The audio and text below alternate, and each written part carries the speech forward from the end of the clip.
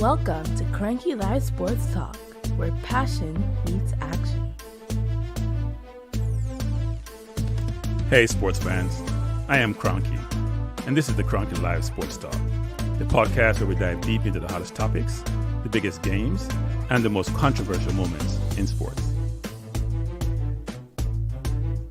Whether it's football, basketball, track and field, cricket, or soccer, we've got you covered with expert analysis, insider interviews, and unfiltered opinions. Join me as I chat with the biggest names in sports, get exclusive insights and stories you won't hear anywhere else. Kranky Live Sports Talk is where you can hear the real talk, the hard-hitting questions, and the hottest takes. So, if you're a true sports fanatic, you don't want to miss out? Subscribe now to the Kranky Live Sports Talk on YouTube and hit that bell icon to never miss an episode. Kranky Live Sports Talk, where sports come alive. Subscribe today.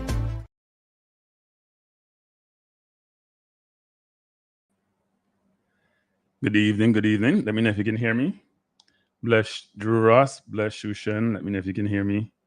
I know I had some equipment challenges yesterday. I want to make sure we're clear and up and running today. And it's all working well. I think I hooked it up all right. Bless Tycoon, thanks for joining me. Someone in chat, just let me know if you can hear me clearly. I think it sounds okay. I'm getting feedback here, but all right, great. Good evening, everyone. Good evening, good evening, good evening. And thanks for joining for another episode of Kranky Live Sports Talk, where we bring you something different, something the same, but something different, different spin. Bless up, Mel Shire. Thanks for joining, and Joel. I think today, bless up, Paul Watkins. Thanks for joining. We're going to talk a little bit about the fans. Well, I have three things to talk about. One is about the fans. And you see my thumbnail. Are we a positive or negative for our national football teams? And mainly the senior team, because I don't spend a ton of time talking about the junior teams. I'll get around to that at some other point. Give my adverse perspective on the whole quota concept, even though I do mention it from time to time. And I do talk about the team from time to time because I did watch the under-20 games. Then we'll talk a little bit about McClaren, because yesterday I meant to go through a number of things, inclusive of what I think he needs to do to be successful. And I only got to recruiting, and even though we spent over 2.5 hours, I got to recruiting and the players I think he should recruit. But there are other attributes that he needs to exhibit and things that he needs to get done to really be successful. Because I don't think it was the players, our recruitment, why Al Grimson decided to leave. There are other more qualitative factors that informs his decision. So we definitely should explore those. And then we'll talk a little bit about, I did see in the Gleaner today newspaper article talking about Leon Bailey, who I call the prodigal son, and the JFF perspective on him. So we'll go through that article and talk about it. So hopefully we can get to all three of these. But back to the fans, actually. Now, Jamaica football fans, I believe, play a crucial role in the environment for the success of the football team, both the Reggae Boyz and Reggae Girlz. If you provide passion and unwavering support for a team, to me, those are essential components to inform or to help a team in their morale and, just as importantly, their performance. And I'm not sure when I look at the team, what they have done to date and the support they receive, if I deem the support to be, if you're saying it's going to be plus negative or plus positive, I am not sure it's plus positive. Now, a lot of fans will take onus with that and push back on me. And their basic excuse is always going to be resources, maybe one. So resources, location, but also it's going to be the whole idea of, well, I don't like the JFF, as if the JFF is Jamaica or the JFF is the football team. And I will use this analogy whereby if you look in, and a lot of people here, I'm sure, bless up Broman Security, thanks for joining. I'm sure a lot of people here are very focused on, have their own team other parts of the world, probably maybe in the UK, in the EPL, probably the most popular league in the world. And you will see with your team how influential fans are, right? Because if you remember the whole notion of the Big Six trying to go into Europe, and the reaction, bless up Ricardo, the reaction of the fan base, and how the owners eventually scrapped that plan, it was the fan base. Yes, the media got involved and the media stirred the pot, but it was the fan base that changed that direction, right? And that could, by the way, that couldn't happen in the US. Fans own their team, they do what they want to do. It's a different construct in Europe, for example, in the UK. Now, that wasn't their national team because they don't have problems supporting their national team. Now, if you're going to beat someone like a national team and beat the administration, you can't beat them with apathy, which we're demonstrating. You're beating them with your voice, but you're not beating them with your support. We're not going to the games in numbers. And I reflect back on the Paris Olympics. And even though France may have done well in track and field, they were in most of those events because they qualified. You have to have qualifying time. The Olympics is tough. And then secondly, they probably won more medals than they've ever won the Olympics. And part of that is not just only home cooking, it's the support the athletes receive. You could actually feel it in the stadium when the French athletes were competing, how boisterous the crowd was and how they feed off that energy, right? And we can't then say we want the boys to deliver good outcome, but we're not delivering as fans, and we think it's okay. And we get defensive when we're called out. Now, fans, if you go to the office, for example, I think the last game against Dominican Republic, everybody got excited about the crowd that was there. Now, we will agree that the JFF or the Ministry of Sports messed up with the lighting and the timing of the game between what CONCACAF produced and what the JFF provided. But if you go before then, the crowd that we had in that game, which was a decent crowd, 9,000 plus, if you go before then for all those games, World Cup qualifiers otherwise, now people will revert back and say, well, we had COVID, but we had Nations League game. People weren't turning up to the stadium. Bless up, Tony. Thanks for joining. They weren't turning up to the stadium. They just were not turning up to the stadium. But then they want good product on the field. They demand good product. And we come on areas like social media, traditional media, in all the forums, radio, talk shows, and we may beat the team and beat the coach and beat the JFF. But then if you look in the mirror, you're like, well, what are you doing to change things? Now, I can assure you, I believe, if the fan base was more cohesive, more coordinated, more collated, if the fan base worked together, if the fan base were there in numbers, chanting in the stadium, even chanting against the JFF if they're not doing well, I bet we'd have much more effect.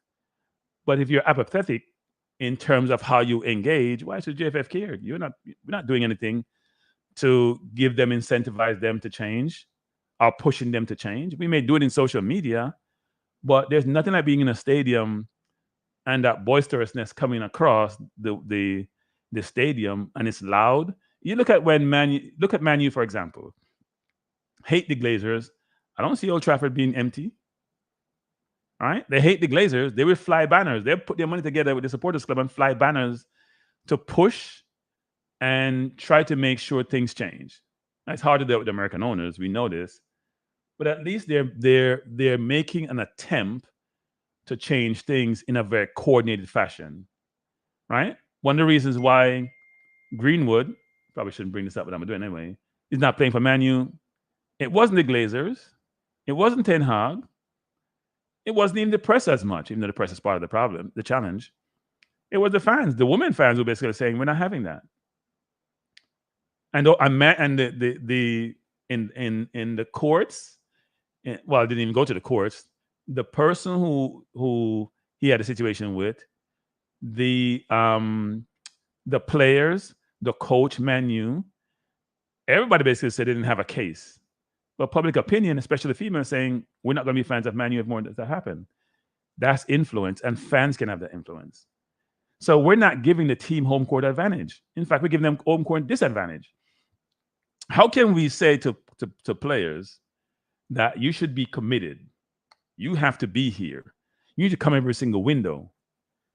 Players who are playing in front of 30, 40, 50, 60, 100,000. Well, let's not exaggerate. Say 60, 70,000. These are 100,000 people in stadiums in any European country I can think about. Maybe go to Mexico and Brazil for that. But let's say 50,000, 40,000, 30,000. And they come to Jamaica and they see 1,000. In fact, you can't even see the 1,000 because it's so distributed across the stadium. It looked like you have two people in the stadium. And then we want to come and produce their best. And we want to fly how many thousand miles?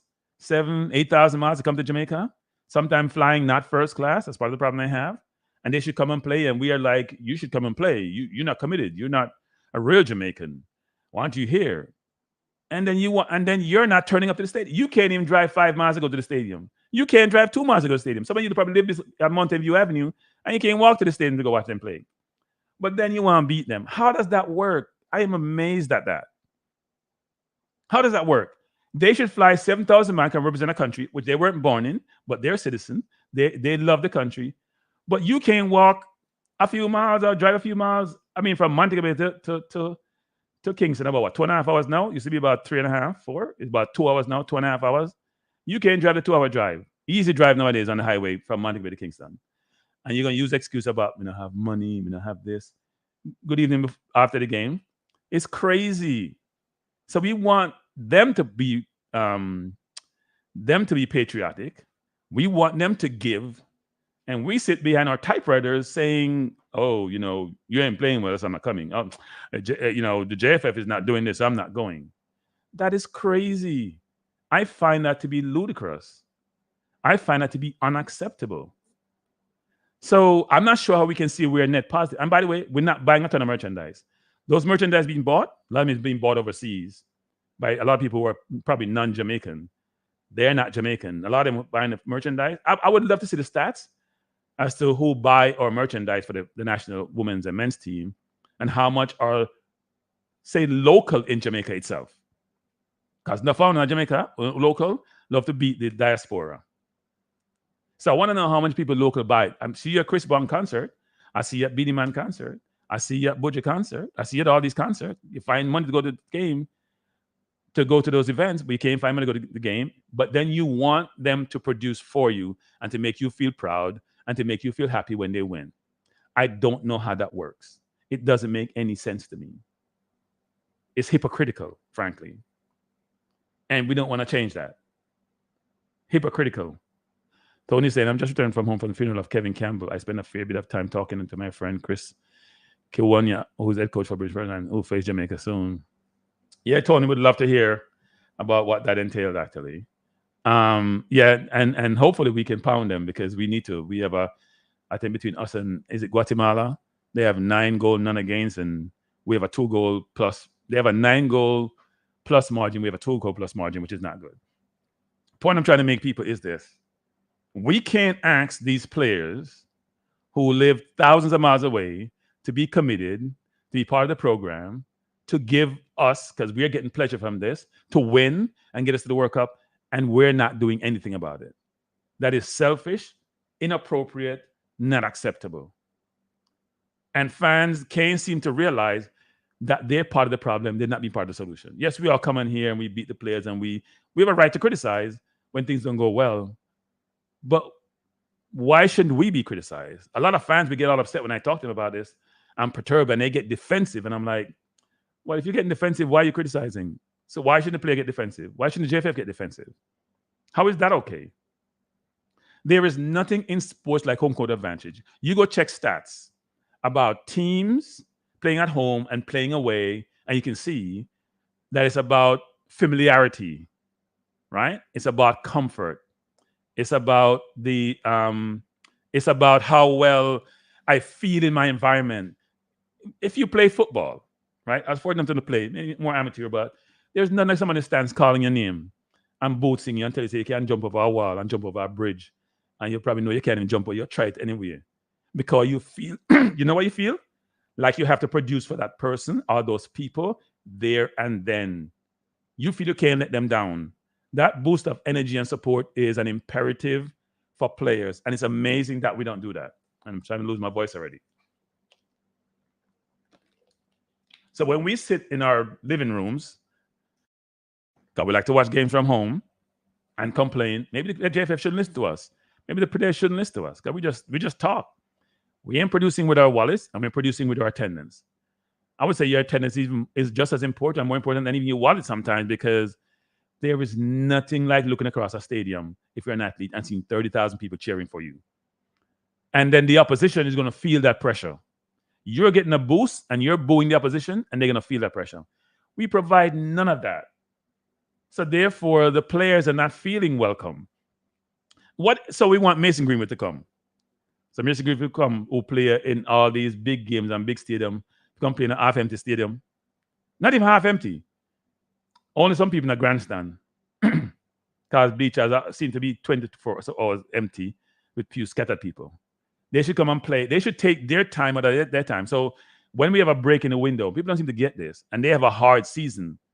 They should take their period that they should go relax with their family, regroup, recover from their injuries, come play for us, and we sit on our, at home, criticizing.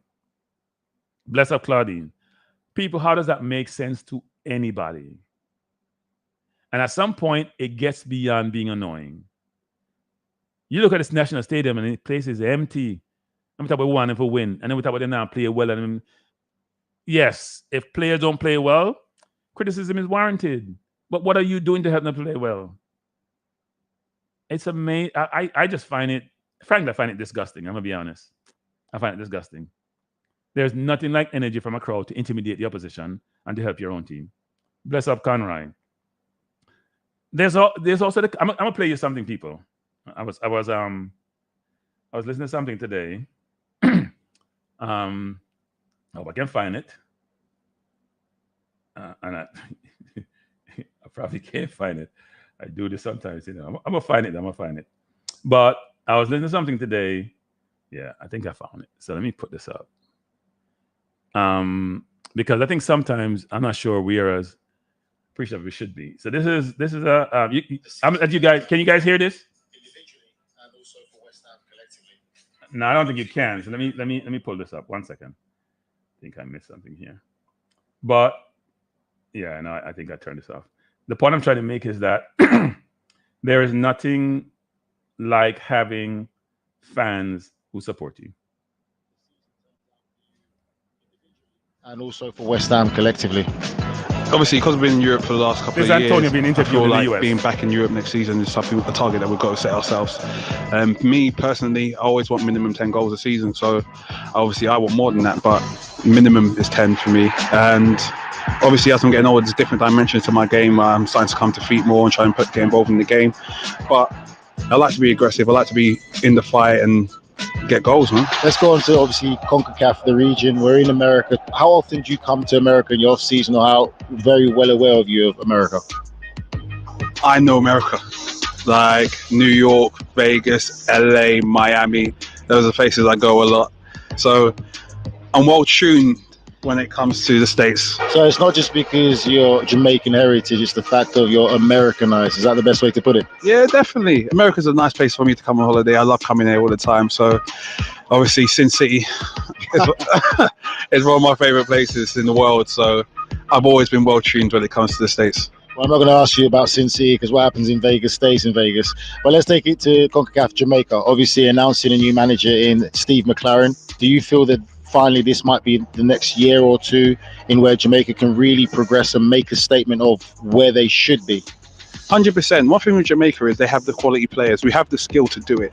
It's just staying tuned in for 90 minutes. But we have the quality. We have the people that could be eligible to play. But one thing is, I'm always proud of being Jamaican. I'm always proud of my heritage. My mum brought me there from the day I was born till I was 16, every single year for 6 weeks. So playing for Jamaica is definitely something I'm proud of and something I'd always want to do and keep playing for years. So the reason I'm playing that is that, can you guys hear me? You hear Antonio talk about his love for the country, his love for playing. Say he's gonna play for many years to come. I don't know about that, Antonio. You're like getting to up to mid-30s, but anyway. But you can see that the player is very effusive in his praise for the country, and that he loves playing for the country, he loves playing for the badge. Why wouldn't you want to support this player? Does he seem like he's not fully Jamaican to you? Now, not every person in England can afford. I'm amazed. He says his mom took him to Jamaica every year. I have relatives in England. They never go back to Jamaica. They can't afford to go back to Jamaica when they went to England. That's to me. That's for most Jamaicans probably who go to England, given how difficult things are. Not like in the US where the flight is just a couple $100 or a few $100 to go back home if you pick a right time. It's very expensive. It's a long journey, and people don't make as much money, right? So sometimes that affiliation with the island may not necessarily be there as one would like, because you can't afford it. Now, if the player who wasn't born in Jamaica, but who wanted to play for Jamaica from way back when, by the way, and was denied until later in his career, people may call him a reject, but actually because he was in England squad, but he wanted to play for Jamaica. They say he wasn't good enough. Eventually, I guess he became good enough.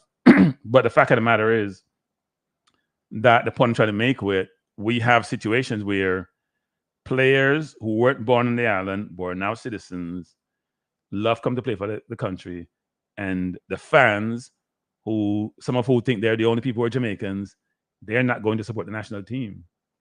And the country is the one that benefits when the team does well, play well, is on the international scene, and is prominent. So that made no sense to me. Where is the Jamaica pride? If you're not going to the game, where's that pride that you supposedly so much have, but you're not exhibiting it? All right?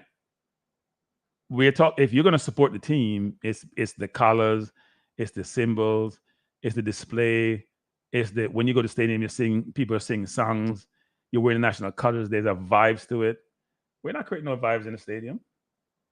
We're not creating no vibes across the island when the team is playing. All right? You have to be supportive for your national team. If you're going to hold the team to high standards and always criticize them, then I'm not sure you shouldn't have the right to do so. You pressure the team, but you're not encouraging the team. Should you have the right to do so? Do you even deserve that right? And look, I'm saying us, because us in social media, we give the team a lot of prominence, frankly, because we're talking football 24/7, 365, even when no games are being played. And I think the JFF and others should appreciate that we keep in the football in the news. But a lot of times that we keep in the news is also negativity, and we're not providing the support to engender some of the positivity that should be out there. Right? So that's not okay. I understand the frustration sometimes with the JFF, with the administration, sometimes with underperformance. And this can create additional pressure for the player, but we have to do better. We have to do better. Claudine saying, sorry, Kranky, my cuz came every summer until they were teenagers and their parents stopped buying the tickets. Yeah, Claudine, some people can afford it, Claudine. I'm telling you, Claudine, I know a lot of people in the UK, they can't afford to go to Jamaica. Them and their kids, when their kids grow up, they live in council houses, they can't afford to go to Jamaica. That would be a stretch for them to go to Jamaica. Now, when they get older, they'll go. And when they go to Jamaica, because I have friends who also go quite a bit, they're going for months on end because, you know, they don't get no sun in the UK. You get sun between what time, Tony? July and August? So when they go to Jamaica, it's a month or 2 months minimum, even when they have very good jobs for the ones so I know the people on both sides of the aisle. So who can't afford to go, some who haven't gone because they have that affiliation, and some who, when they go, it's for long periods of time. And you can't tell them about no crime thing because they don't want to hear that. They want Jamaica, they want to enjoy them sunshine, they want to enjoy the environment. They're going to go all across the island. They don't want to go to no special hotel. They just want to enjoy the island and its beauty and what it has to offer, right? I'm not sure, though, of fans who are on the ground, whether it's in the U.S., because a lot of games play in the U.S., you know. The fans in the U.S. who are Jamaicans, and we have a ton of them here in the U.S., they're not going to games either. There are some people like AQ, for example, and Lulu and others who will go to tons of games. I can't call all the names. They go to every game. They find a way to go. But there are a lot of other people who are not going to any games, but they want good outcome. They want the ability to criticize. They will criticize, but they're not producing as they should. In fact, to me, they're a liability, not an asset. People can call in, the number is up there. Let me put it up. I'm saying it's up there, it's not up there. You can call in. I want to hear your views on this. Am I being totally wrong? Or do you concur? Bless up, Tuffy Rudy. Having the right is one thing, deserving is another. I'm not sure what that means, Mirak. Who has what right and who's deserving? Let me know. Yeah, you can call in people. The number. Let me put back the number up there. I thought it was there actually. The number's wrong at the bottom. You can call in if you want to have discussion on this. I have a couple more topics to talk through, but I just thought it was important to have the dialogue and the conversation about fan support because if I look at all, I was trying to get stats sometime on attendance. I asked somebody to give me some of that information. They did. I couldn't find a lot of attendance for Jamaica games. The one I found was Dominican Republic, which probably one of the highest crowds ever. It was only 9,000 people for a 30-something plus stadium. And when I look at teams like Guatemala, I think Guatemala's last two games, they had over 18,000, which is double what we have for our best attendance. That cannot be okay. And you can't tell me that Guatemala has more money than we do. And that's in Guatemala, by the way. Good evening. Who am I speaking to? Hello? Tony, you're speaking to Tony. Tony, you hear me? Yeah, I can hear you now, Tony. Good evening. Good evening, boss. What do you have to say? From with the fans, Yeah. I think over the last couple of years, they haven't had a chance to come out and support the team the way they want for different reasons. So what is it that Guatemala has why they can go and support their team and we can't? Probably. That's for starters.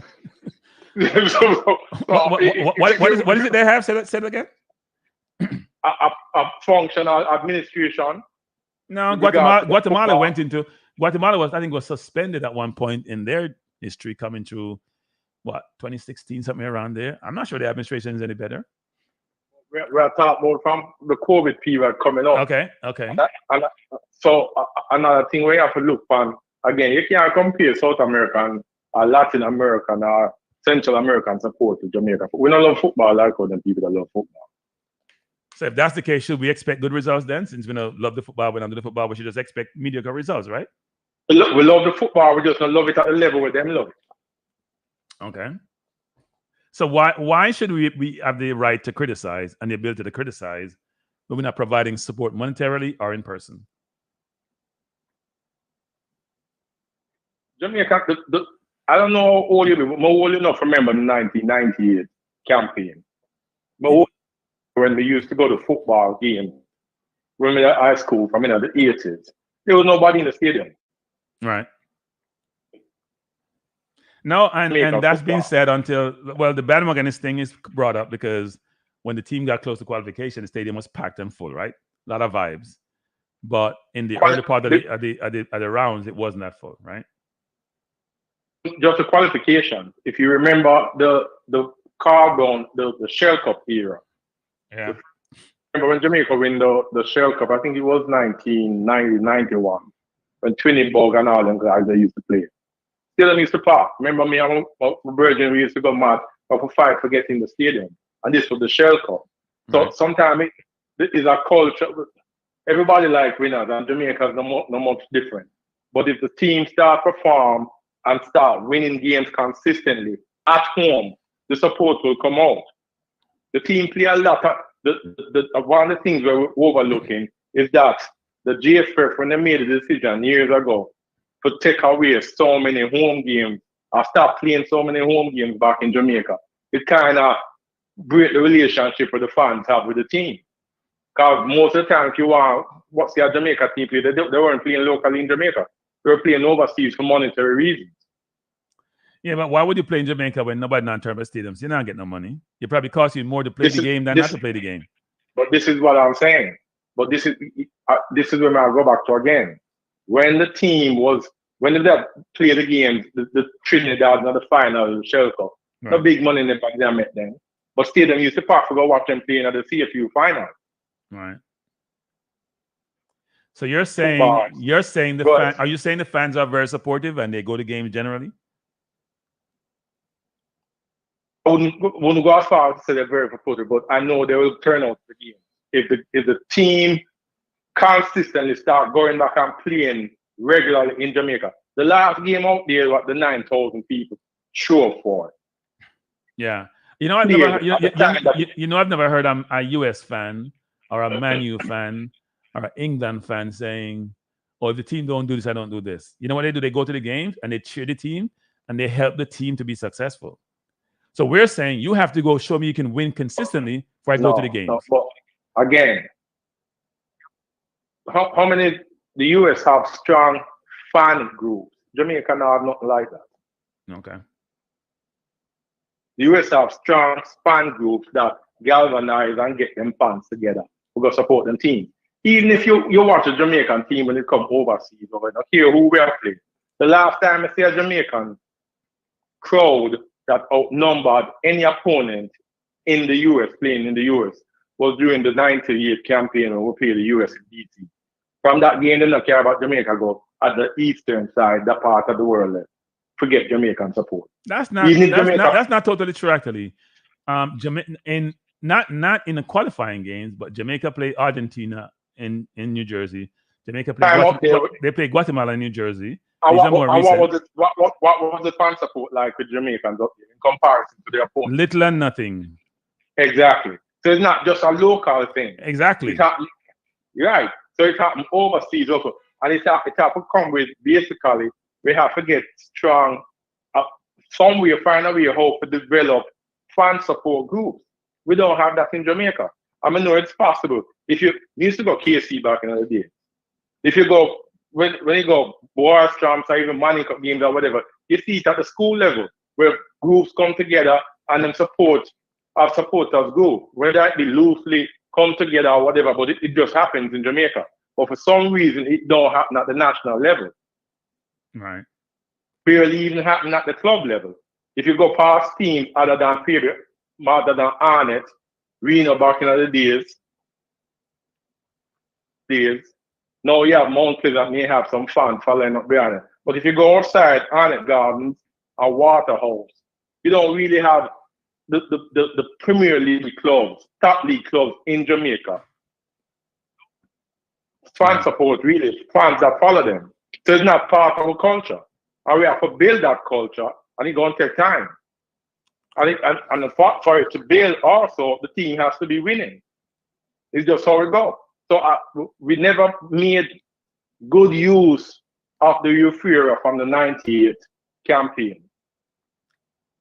So you're saying this is this is not a worthwhile cause. Because if you're saying we got to build going forward, which will take time, and we've been doing this thing for a long time, I can't envision when he's going to get to a point where, you know what, the support is wholesome. And that the support would have come during 98? The way it come? Well, 98, if you talk about like DC or Jamaica, that was late in the campaign, wasn't it? When you could actually picture. So think about it this way. If you think about this period of trying to qualify for the World Cup, there's no better period. And we have no excuse as fans, right? Obviously, the campaign is still early. I may ask you a question. When did the fan support pick up for the 98 campaign? Late in the campaign. It wasn't early in the campaign. Exactly. That's what I'm telling you. So, but it did pick up. So if this 2026 campaign take up the way we envision it, I think it can take up, the support will come. Then when the support comes, that is it on the administrator, the GFF, whether you want to believe it or not, to figure out how to keep that support after the 26 campaign finish. But that's not how football works, though. Support in football is a continuum. It's not a one-on. I don't do it because you just win. Do Man U fans say, you know what? And this Man U win, I'm not going to support them. Do Arsenal? Does England fans say that? Does Spain fans say that? Does German fans say that? Does US fans say that? Nobody says, you know what? Unless you win on hold on. Unless you win on a continuous basis and prove to me you're a continuous winner all the time, otherwise I'm not going to support you. Really? Is that how that works? So you name a team that has thousands and thousands of supporters that don't have a winning culture. Any team in England. No. Any team in England. Okay, how old are some of these teams?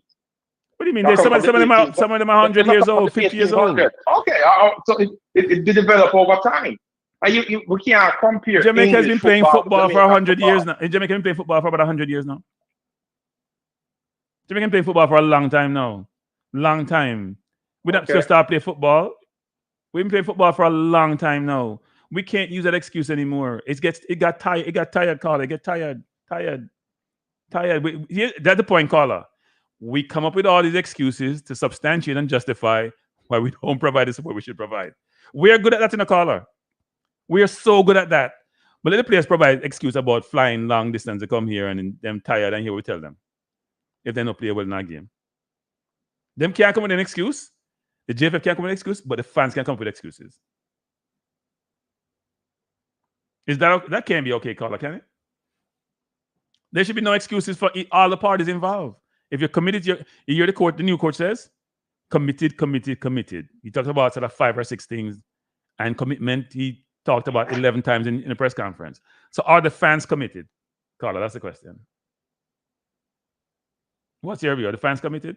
9,000 fans show up for the DR game, for a game that was reorganized from 7 o'clock for 3 o'clock at the midday sun, and people show.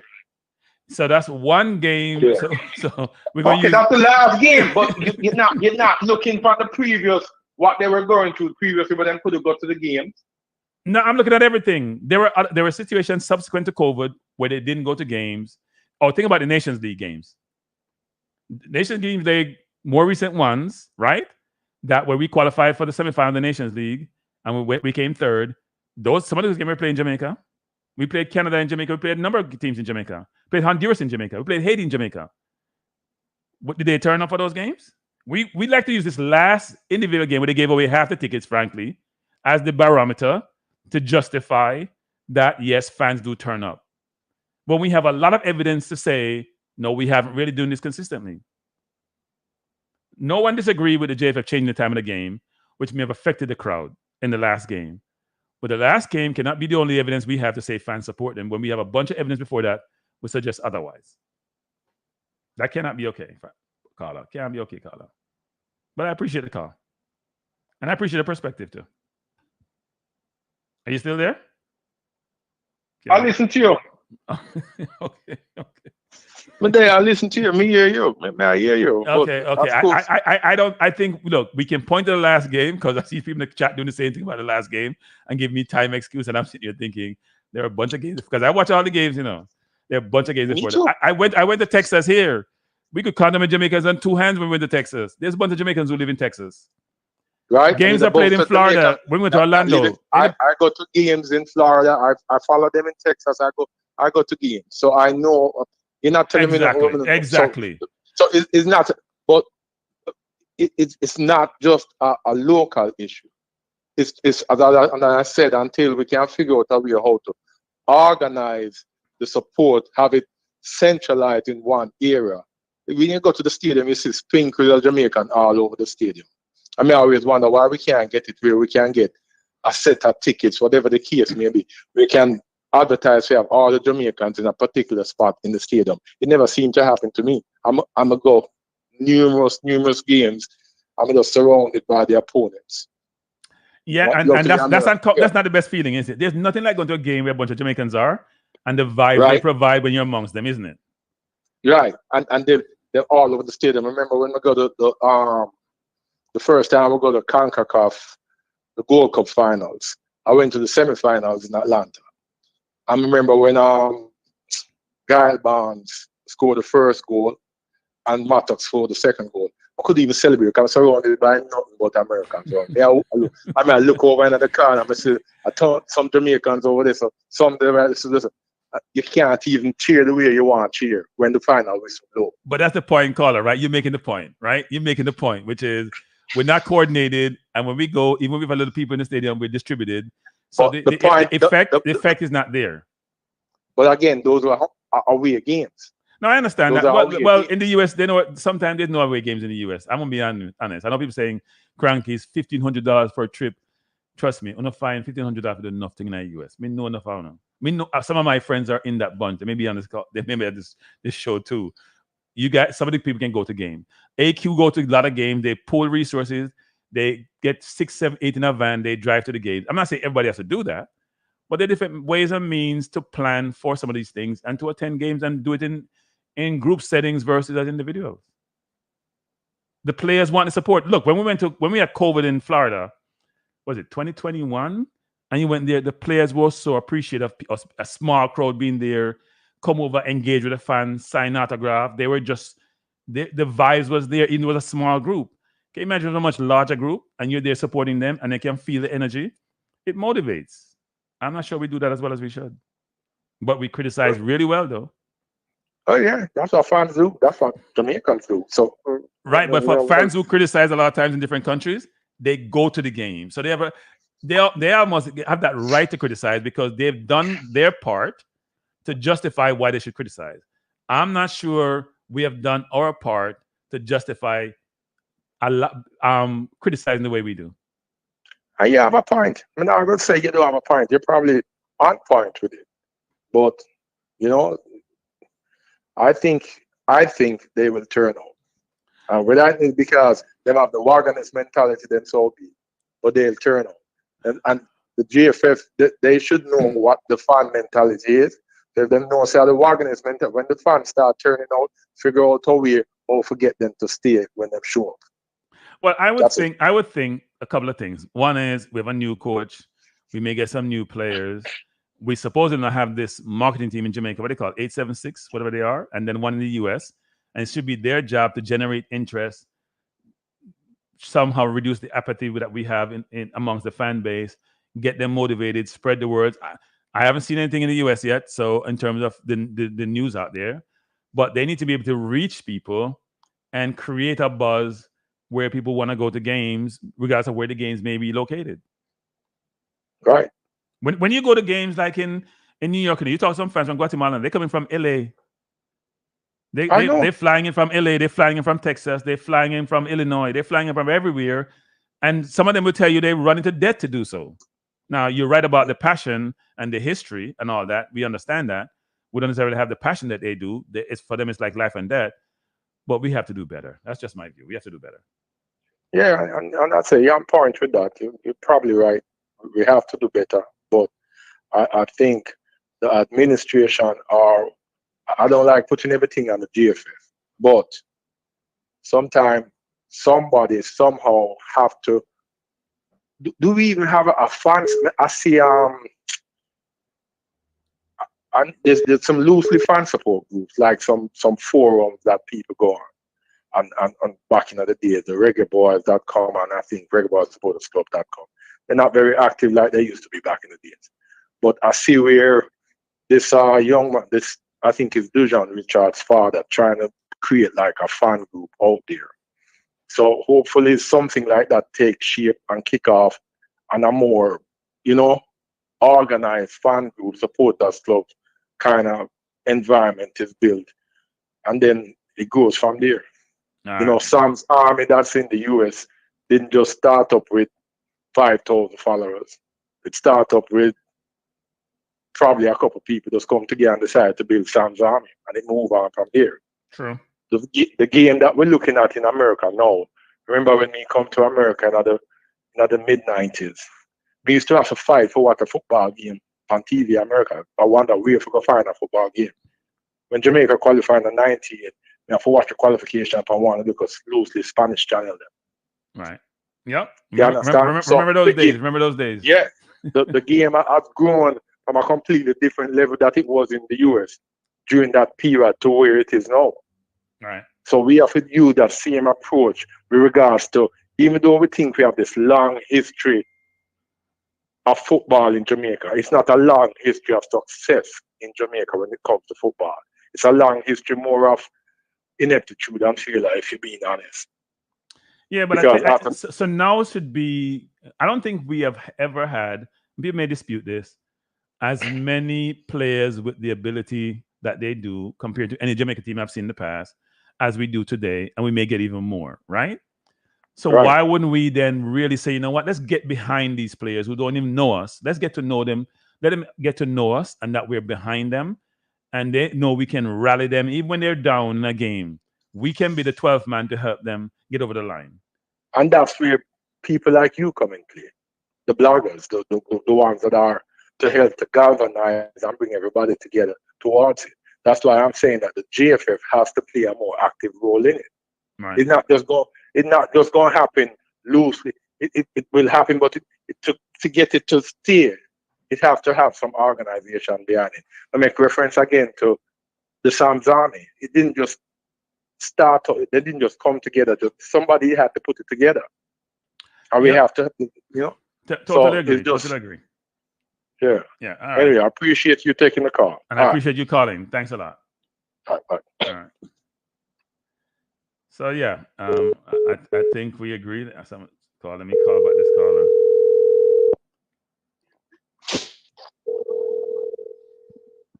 Yes, sir. You called? Yes. After the game? You called after the game? After the game is victory. How you doing, my friend? Huh? How are you doing?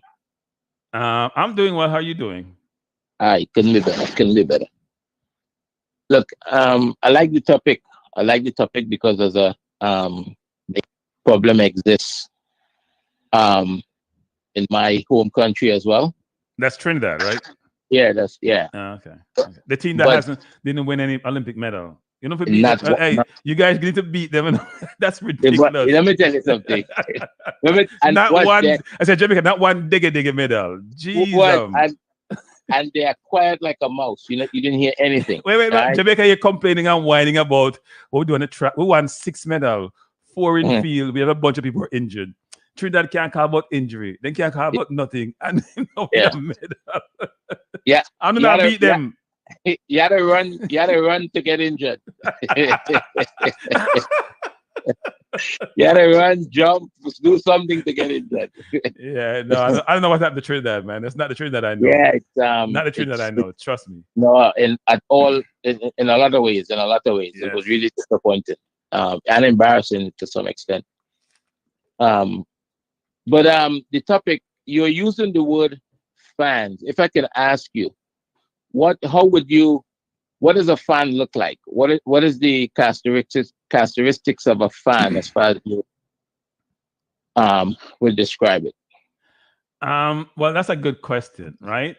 So I think a fan is a person if they're supporting anything, whether it's like sports, for example, and they're supporting a sports team, is a person who follows the team, is there for the team, buy merchandise, attend games, watch games, will provide perspective on the team, plus or minus, right? They're going to be there for the team. They have expectation of the team, and the team have expectation of them, right? It's a mutual relationship.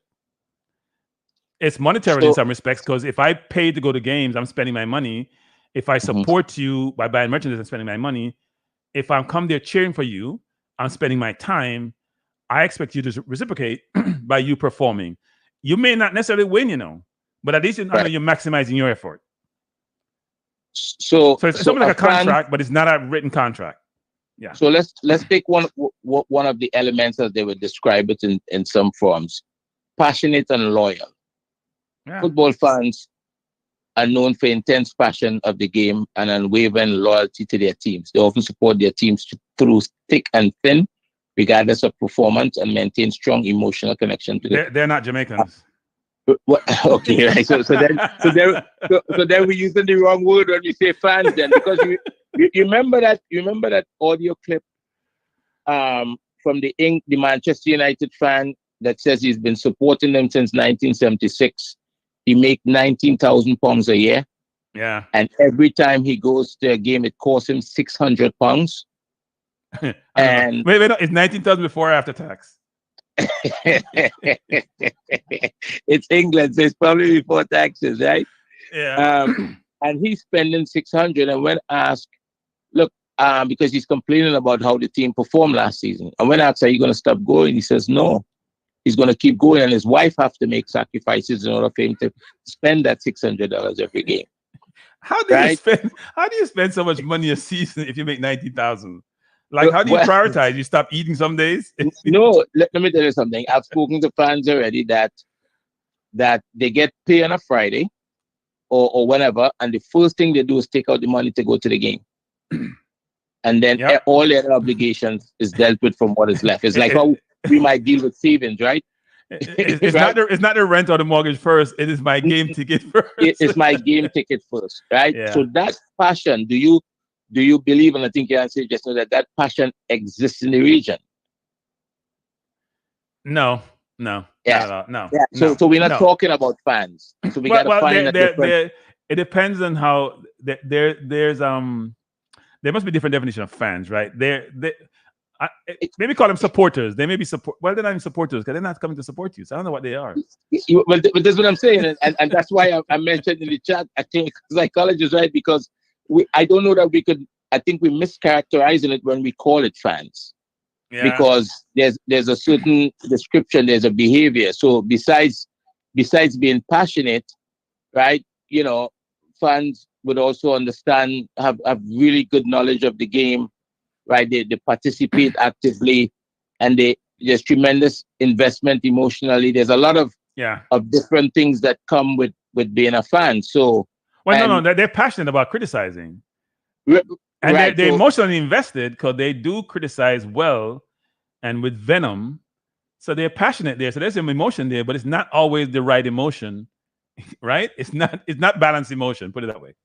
And when the previous caller and many other people, some in the chats and on different occasions, says that, well, we're going to show up when the team is performing, right? When the team is winning, then, well, one of the elements of being a fan is to have resilience, right? And to make sure the fan loyalty to a team is not destroyed or shaken in any way because they had a poor performance or they're having poor performances. If that was the case, then the stadiums at United and a lot of these leagues, the stadium would be empty on a weekend. So you have a team 19th on the table and they still got a full stadium, right? So I think we need to reframe it, and I think there's an argument to be made for the fact that the game is not an industry in the Caribbean. Right. So people think in terms of institutions. So if Kranky is an individual, is doing something, promoting a game or whatever the case may be, I think it's harder for people to buy into that based on how people think versus if an institution brings it and they don't even know who's involved in it. Right. You see what I mean? Yeah. Right. Yeah. So the US, despite coming to the table late in terms of the game, they have turned the game into an industry in America. The federation is run quite efficiently. And I think people feel like they're part of a massive institution. So they create this dynamic organization called the Sam's Army, and they show up. Yeah, and some people consider it nationalism, patriotism, right? There's a lot of different words that informs why people are so supportive, right? They may love the game, but they think they're doing their civic duty to turn up in a lot of instances and support the team where the team goes. And it's not just about resources, actually. People figure it out. As you're saying, in some countries like Latin America, South America, Europe, it's more of a way of life than just a game.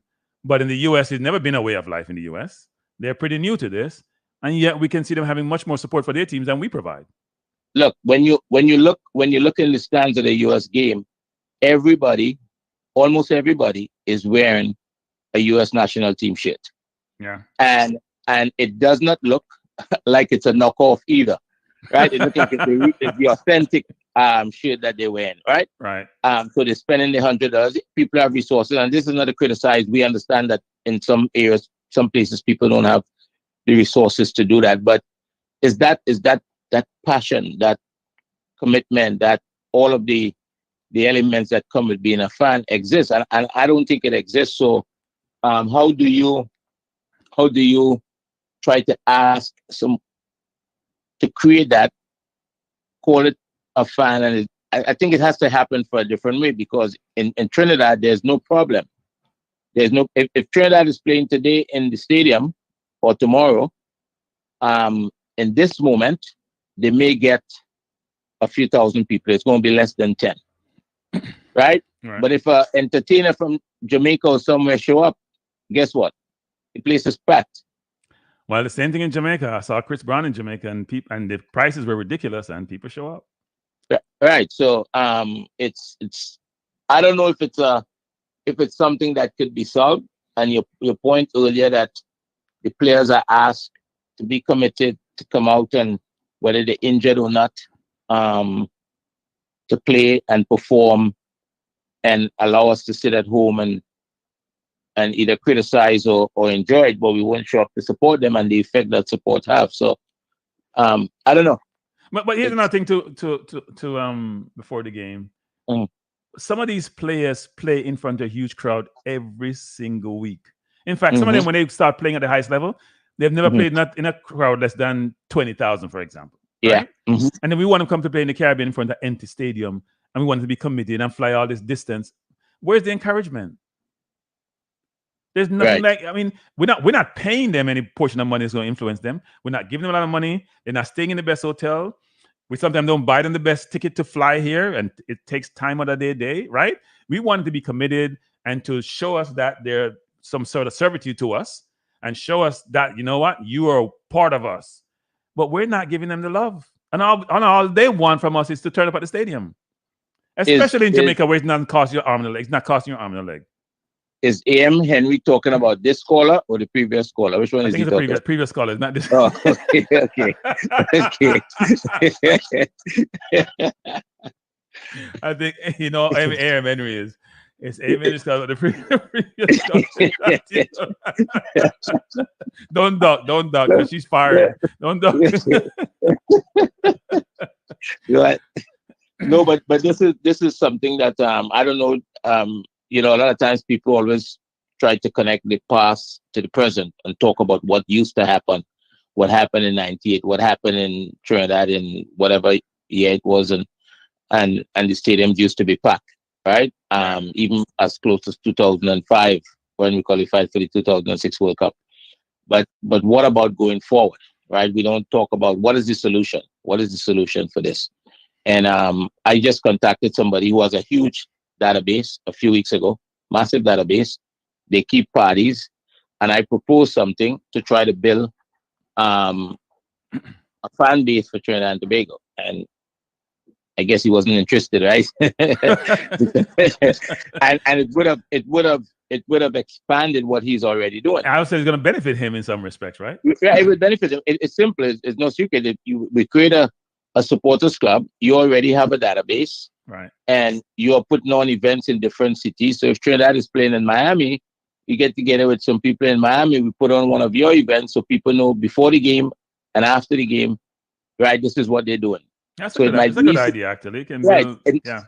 It might be easier for them to fly from Texas to Miami because they're not only coming for the game, but they come in for the thing that they like the most, right? The party after, right? Yeah. The all-inclusive, the whatever the case may be. But I don't think there's enough motivation behind the game. The game is not an industry, and I don't think people really care. Well, I think social media is now the sort of communication tool which can be leveraged to motivate people, to mobilize people, and we should use those tools to the best of our ability to do so. Right? I think it can actually help behavior, change behavior, influence behavior, and we should do so. But that's the problem, right? The problem is that we can sit at home now and do everything, as opposed the game you're talking about getting people to the stadium. Yes. So we have to use social media to get them to the stadium. Yeah, I don't think it has anything to do with marketing or anything like that. I think it's just who we are. Yeah, right. What we prioritize. Like, as you know, when I used to go to games like in Jamaica, there's nothing like when in high school, there's nothing like the vibes of like walking up to the stadium and everybody walking and you in the stadium and the game is being played, and especially when things are going well, there's nothing like that. And when things are not going well and you're trying to motivate your team to come back, there's nothing like I can imagine the players on the field looking up in the stand and see all them empty seats and like, why am I here? I could be back home. I could be in Spain for this period of time. Yep. In Barcelona on the beach someplace. I'm here in Jamaica. It's hot as heck. I gotta go fly 7, 8 hours, 9, 10 hours to come here. I gotta fly back home. These people don't appreciate me. Why am I here? I mean, I'd like my hotel room. You know, the food might be less suspect. There's a lot of things that happens that the quote, and I have to put quote on it now. The quote on fans, right, don't know about that these players go through. I think in the Jamaican market, because of the YouTubers, there's a lot of things that get out. But in other markets, no, you know, the fans don't know what the players go through. Well, you have to try to get people in Trinidad to start these YouTube channels and just have some of these dialogues. Actually, I tried. I offered a couple of people to do it because I said I can't be responsible for it to help them get it done, and I don't think there's much interest in. You know what? You just said, we're gonna do something. You're not gonna talk offline. We're gonna do something. All right. Yeah, we're gonna do something for Trinidad. I'm trying to expand my base anyways. We're gonna do something for Trinidad. This audience may not attend those sessions, but we'll do something for Trinidad. you know they're very parochial, right? So we're gonna do something for Trinidad. We're gonna do something for Trinidad. Let's talk offline. We'll do something for Trinidad. All right, brother. All right, let's up. All right, thanks for calling. All right. All right. Max. Good evening. No, we're not playing any music. Max. We're done with the music thing. So, we're done with the music thing. No more music for any time soon. So that I spent an hour people talking about the fans. My hope is that those who are here will influence others to go to games, or influence others to consider going to games. Find ways to mobilize yourself. Or if you have a group, you can provide your group on this platform. We can communicate the group, and we can work together as a collective to enhance the fan base, to improve the fan base, to increase the fan base, and get us into the stadium to support the players. We have a genius telling us, you guys are looking from the wrong point of view. Lower the ticket price and market to the kids so they can grow up. Mills. Okay, Mills. I'm not saying we should market to kids, but is that really the problem, the price? The JFF give away free tickets. People are not even taking the free tickets. Price to me is not the issue. Price is not the issue. I'm sorry. I see people like JD, for example, who's in the chat and buying free tickets for people. Sometimes they can't even find people to get the free tickets though. Tickets not the issue. It's a larger problem than that. I think we are the issue. Ain't no tickets. We are the issue. We're the ones not going to game. Let's stop punting and finding excuses and look in the mirror. We are the issue. We come on these platforms. We go into the traditional media. We complain. Is that no? $1,500 for what? We're talking about in Jamaica or in the US, Pert. 1,500 tickets. So 1,500 tickets in Jamaica is what, $10 US? I have to translate people. And we're saying that's prohibitive, really? And people don't find $1,500 for a lot of different things in Jamaica. I don't think it's the ticket prices. I'm sorry. It ain't no ticket price, people. It's not ticket. You guys are making excuses, and that's the problem. We don't have a lot of players that make excuses, and we make a ton of excuses. I seen the guys, people go to the parties. I seen them go to Chris Brown party. I seen them go to all the other parties, and they find the money. It's entertainment, and we're talking about something about national pride and something that is something that's going to have legs to it. Because you go Chris Brown concert, you may remember it, but it's done, it's gone. You go football game, the scores matter. It goes to another game because it may be a competition and a journey.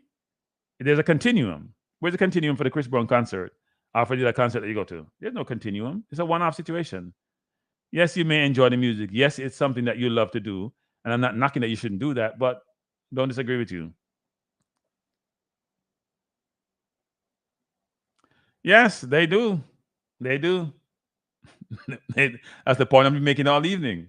Very, very critical, but not putting up. Here's the thing, people. You want the players to go out of their way to come represent the country. So if Blake is in the US in Philadelphia and he may even hurt, one in fly come to Jamaica. He may be tired. Low may be in Philadelphia, hurt one flying from Jamaica, come play. If you don't come play, we complain. But we can't fly to Jamaica ourselves, or we can't go to the stadium if we live in Kingston or we're living in St. Andrew, live in Clarendon. We can't go to the stadium. It's too difficult because it takes effort to do that. There's no effort being in the living room and watching the game. No effort. But there's effort. We want the players to make effort. We're not making the same effort. We refuse to. Not that ticket price. Any fan is better than 8,000. Yeah, see, people, you're barking at the wrong tree. I'm not buying the price issue. I'm sorry. Not buying the price issue. It's not a price issue. It's an apathy issue. It's a disinterested. It's me making the effort to go to the game issue. It's not about. I don't think it's a money issue. I'm not buying that. You can't convince me it's a money issue. Can't convince me it's a money issue. It's me. It's not. It's me not being. It's me not getting up about the couch because I can sit on the couch and watch the game very easily. I don't have to battle with traffic. I have to battle with some rude person going to bump into me. I have to battle going to the stadium. I'm going to sit at home. It takes effort to go to the game, people. Effort. Yes, money is important. Yes, some people can afford it. We know that. But that's not the main barometer for us not to go to the games. I'm not buying that. I'm just not. But anyway, I'm done with the fan thing because we may think I'm just beating fans. That wasn't the goal. The goal was to bring forth the fact that we need to do better as fans. Yeah, I think that's part of it. See, a lot of people that are saying it's a party culture, it's the mindset. You know, one player decided not to go to Copa because he had to go have party. I mean, that gives you an idea, people. Most people who are footballers have to go play Copa, or play a World Cup, or play Euros, or play African Cup of Nations. Good evening. Yeah, hi, evening, Kranky, Chavan. How you doing, Shavan? Yeah, I'm okay. Hope you're doing well as well. So, Boy, I know you said that you wanted name, to. Boy, your name them change. You're like your name them change like every week. But go ahead. Remember my name change every week. Oh, and Chavan. All right, Shavan. Let me mix it up with somebody else. Then go on, Shavan. Go on.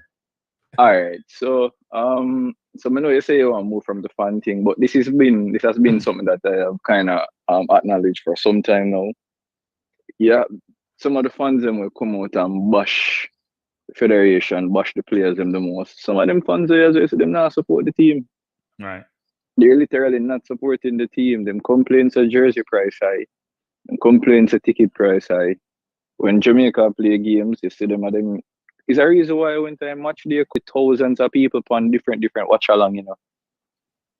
Look, everybody there, them had more than them get up and discuss cause them excuse them not want to support the JFF. Them not look on the facts of the player them today, you know. Them just not want to support the JFF why them don't go out.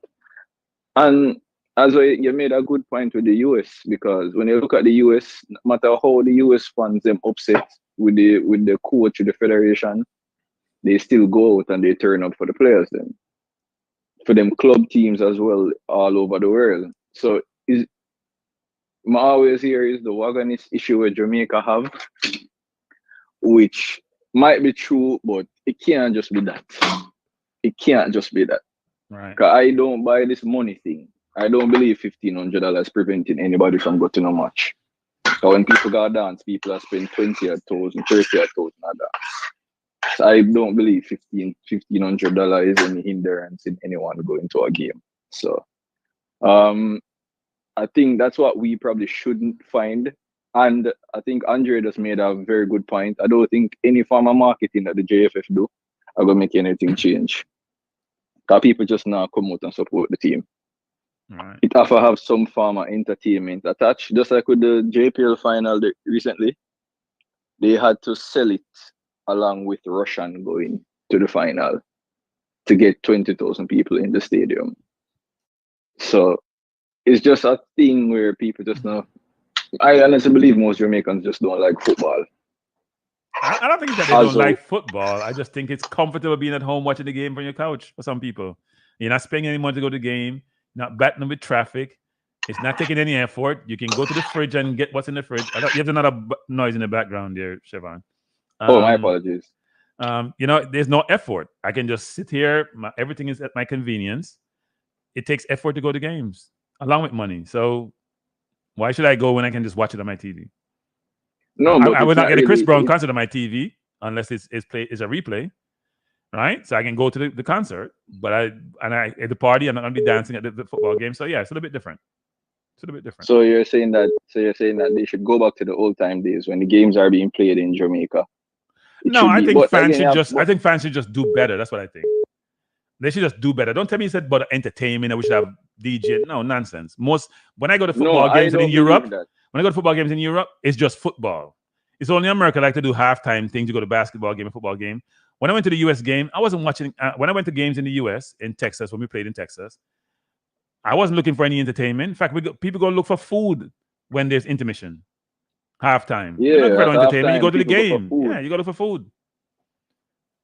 You go to the game to watch the game and support your team and cheer till your horse, then go home. Hopefully they win. That's what you do. If we need all this other entertainment, then you know what? Go to a party. Go to a party after the game. Go watch the game and then go to a party after the game. That's how I view it. Yeah, let's see, because the next game is on a Friday. So one of the biggest excuse persons normally have is, hey, may have work the next day. Majority of corporate Jamaica, they don't work on Saturdays. So let's see if persons actually do come out and support the team, because I am hopeful that we get a good turnout, because as I said, the players do make a huge sacrifice coming to, especially the players from the UK. They have an extremely long travel coming here and then going back home as well. Right. And I think one of the games we'll have here and then the next game is in Honduras. Yeah. So for majority of their time, majority of their international duty, they're going to be on a plane. So that's not easy. So you have to give the players them credit for that. The players do, so I think that's the least that we can do as fans. You should just show up at the team, show up at the game. As I said, there are a lot of free tickets that are being going around. If you're lucky enough to get a free ticket, show up. Because I know people who get free tickets and still not show up. Yep. I've heard of that quite a bit, actually. So I kind of find that weird. You get a free ticket. Instead of you decline it, you just take it and then still not go. But I mean, it's really a puzzling factor for persons that's on YouTube every single day, commenting, criticizing, but yet still when the time comes for you to really support, you don't want to. I find that weird, and hopefully we can have a change in culture. Might not be now, but hopefully sometime soon. Well, I think we got to use different platforms and different ways and means to engender and have the conversation, to then look into ourselves and say, what can I do more and how can I do more to make sure we provide the support that a team needs to be successful? We can't expect the players to go put in 100% and we're putting in like 10%. I don't think that works. True. And even this thing as well, where before the game finish, I don't know if I'm alone find that a 9, before the game finish, or when we are leave, 70 minutes the people are walk out of the stadium. I'm like, then people understand the football go up to 90 minutes. I don't know if it's just me, but them think a player can look up in the crowd and see the people are go home before the game finish. It's not like them a play bad, but them just are going because them a try to beat the traffic, which we can't understand. Yeah, try to beat the traffic. Yeah, that's not unique to Jamaica, by the way. You go to a lot of games, it's like that. People will listen to the score at the end. They want to beat the traffic. I understand that, but at least you were in the stadium for 85 cents, right? For a period of time, you're supporting. I understand you probably should stay to the game finish, and some people regret not doing it. So people have to travel long distances sometimes, will try to get out to beat the traffic because they know it's going to be challenging. But at least they were at the game supporting. We're talking about people who don't even turn up ever, but them turn up in the living room all the time. Honestly, if it was up to me, I would ban watch along and the game days. No. The world has changed. That's not happening, Trevor. No, I know. I said if in a perfect world, I think that would be the perfect, because it's. I remember there was one game in particular when we were at the stadium, and then I looked at YouTube. There are about 3 or 4 different watch-alongs going on, and each of those watch-alongs had minimum 1,000 persons on. Yeah, a minimum 1,000. I'm not going to say everybody at the watch-along now was in Jamaica, because there are a lot of persons in the diaspora, but I can guarantee more than 50% of those persons and each of those watch-along are in Jamaica. And if I had those persons inside the stadium, that could actually help the atmosphere of the game itself. So it's just really challenging, and I really hope things can change. Persons got what they wanted with the coach. The coach has been removed. Hopefully the the player that seems to draw all the crowd does show up. Hopefully he writes that letter, seeing that he's the one that's the person that Well, I'm gonna read the letter. I'm gonna read what the Gleaner put out. So I'll do that after you're done. All right, yeah, man, that would be it from me, man. All right. Thanks, Siobhan. All right, thanks again, now, Kranky. All right. So that was Siobhan. So I'm concurring that we gotta do better as a country in terms of supporting the team.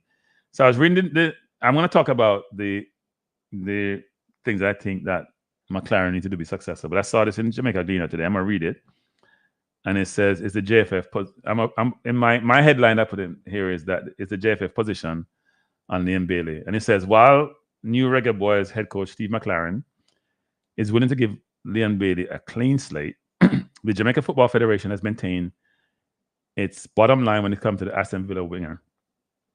Bailey is still required to write a letter to clear the air with the federation before he can be recalled to the Reggae Boyz squad, said JFF General Secretary Dennis Chong. Chong did not indicate that the JFF took issue with the new Reggae Boyz coach Steve McClaren talking to Bailey in lieu of such a letter, but pointed out the winger will not be available to McClaren for selection until one was presented. During this unveiling last week, McClaren, a former England manager, declared a clean slate for Bailey, and that from all his discussions with members of the federation, Bailey remains a valuable asset to the program. He said he intends to reach out to the exiled player and have dialogue with him to see where his headspace is. I hate when people finish sentence with a verb. Anyway, my pet peeve. I like coming with players, McClaren had said. I like talking to players, and the most important thing with Leon is to talk to him, to connect, to communicate. And it's a clean slate. It's a clean sheet with me coming in. I know a little history of the situation. I know a little of what's going on. I understand top players. I understand them, and it's a conversation we will definitely have. These are quotes, by the way, from McClaren. He revealed that on his return to England, he'll be reaching out to Bailey, and all he requires is that the player be fully committed. He said, I only left Manchester United on Monday and came here to meet everybody.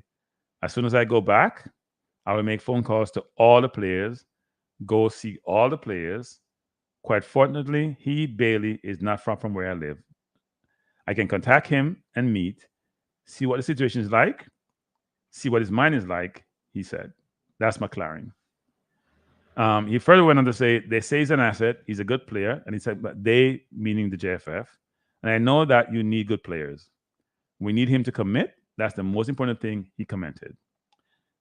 Nevertheless, before Leon can even be considered for selection, Chung insists he must make his intention clear to play for the Reggae Boyz known to the JFF.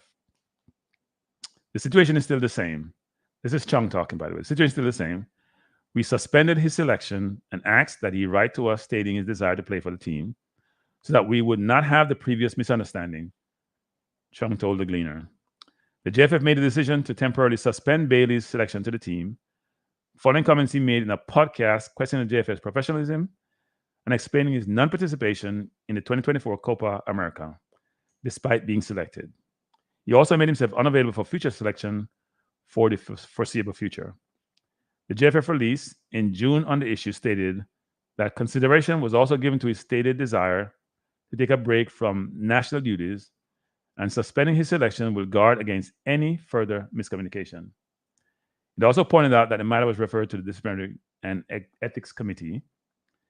It goes on to say there has been no word on whether or not the Disciplinary and Ethics Committee has deliberated on the matter. So that was in the Gleaner, talking about Leon Bailey and the fact that he's been suspended by the JFF, and for him to be brought back into the national team, that he has to write a letter stating that he wants to be part of the program, right? Even though McClaren didn't misspeak about what he said in terms of engaging with Leon, and they're not precluding him from doing so, they're saying that Leon has to write a letter to them stating that he wants to be part of the program. Now, knowing all these parties involved, can't wait to see how this go, people. Because there are a lot of different things you could interpret from this. You could say, yes, there needs to be written evidence say the player should be part of the program because they had a lot of miscommunication around Copa about conversation that was had, who said what, it wasn't in writing, And so both parties didn't look too good, given the ultimate decision made that he decided not to participate, right? So one could say, well, I think they're protecting themselves in doing so. One could also say, isn't this an ego trip? You want a letter to say, you know what? He asked to come back, and therefore we have the upper hand. Okay, we are upper hand people, actually. So you could take it from different sides, but I'm not taking any sides. Present the facts as they are. Would love to get your perspective on this. Should Bailey write a letter saying that he wants to come back? And what they're basically saying until that letter comes forth, he ain't gonna be part of the program. Curious to know what your thoughts are. Tuffy Rudy saying, do you think the negatives about JF affect the attendance? More time is spent. You were speaking about negative. I think there's some implication there, but to me, Tuffy, those are excuses. Sorry, not buying the excuses. JFF ain't playing on the field. The players are. You sometimes have to bifurcate between the players and the administration. A lot of countries, in some countries, they hate the administration. They despise them. Still turn up for the country and for the players. And Mike says, yes, we all want to come, but these people, boy, only their pillow gang leader can try them out without them. Yeah, I hear you. Interesting, Max. Tuffy saying, I agree with Chung on this one. Once it's in writing, if he refuses to call up, he cannot say it's because he's on a requested break. Yeah, I'm not sure how this will end. I was talking to a friend of mine that was a well-informed friend of mine who actually will go to games, and he was saying, what did he say? He said, you know what? If the player doesn't come back, I do not care. That's what he basically said. He and I talking to, was it today or yesterday? And he basically said, I said, what your thoughts are? I said, I don't care. When it comes to come out, what difference does it make? He's not producing for the national team anyway. Bless up, Marlon. Thanks for joining. Shivan said, I can understand why they want something writing to avoid what happened at the Copa. Yeah. That could be one rationale. One could be more cynical and say there's other things to it in terms of the writing. But yeah, I mean, there's no ambiguity if he puts something pen to paper and says he wants to be back in the program, right? So it's clear. I don't hear them saying if he writes to us that he will not be able to allow to come back no matter what he does. I also find it interesting that the statement was made that it's been referred to disciplinary committee. What does that mean? You say he has the right to come back. If he writes to come back, is the disciplinary committee going to meet on this before, after the letter? Why don't we resolve what he's going to be disciplined on that? Why is he writing a letter when you have rectified, worked out what the outcome will be? Suppose you write the letter and you say, okay, now I'm suspending you for 2 games. How does that work? That's why people get upset with the JFF sometimes, It's backwards. If you're going to discipline the player, you discipline him. You say you suspended him. But if you write a letter, he'd be able to come back, so there's an ambiguity. And yet you're saying you've referred to the disciplinary committee, but it hasn't been convenient. How does that work? That's why people get confused and perturbed with the JFF. Do things sequentially. You go to the committee, they said, we're not going to penalize him. If he writes a letter, he's fine. And we move on. So he writes a letter now, and you're going to do what? Suppose the committee subsequently come and say, you know what, he should be suspended because we didn't agree with what he says, and he was derogatory towards the organization. How does that work? That's why people are confused with the JFF a lot of times. Tycoon says, Kranky, if the coach get England versus Jamaica friendly at National Stadium, well, that's a good marketing move. Here's the thing, Tycoon. Is Jamaica ready for England versus Jamaica? That's the question. Right? Especially on that little bumpy field that I heard before. They're going to fix the field. Tycoon, they're going to fix the field. Because, England is only used to playing mainly on good fields, especially when they go away to some country like Eastern Europe, they may be challenged. And is it worth their while, incentive-wise, monetary-wise? Can we afford to pay England to have unless, look, a television broadcast may cover a lot of the fees, but maybe McClaren should try to get some of these things, actually. Maybe a good thing. The colonial power playing one of its subordinates. I don't know. Maybe that would work. His manager, agent, father, youth coach. Good evening. Hello. Yes, good evening. Who am I speaking to? Kranky. The people that don't know say you. Me no say you. But the people that don't know say you have to tell them. Kranky. Yes. You really need to stay in the middle. You go to too many extremes. There's gray. Things are not black and white, Kranky. What are you alluding to now? What are you alluding to? You and the fans. You know the fans them need beating. Them time come, Claudine, me and you know them need beating, Claudine. Them beat everybody except themselves. Them now beat themselves, Claudine. And them now do the right thing. You know that. Me and you know that. There's no middle here. Kranky, The fans are never in the middle, by the way, Claudine. middle ground. No, fans are never in the middle, Claudine. You see them in the middle while you're on these programs? They're in the middle. Them extreme, one end or the other. Well, there's a lot of extremism. Exactly. In the Jamaican way. They're not in no middle. In fact, if you're in the middle, them say you're weak. If you're in the middle, them say you're weak. You're not taking no position.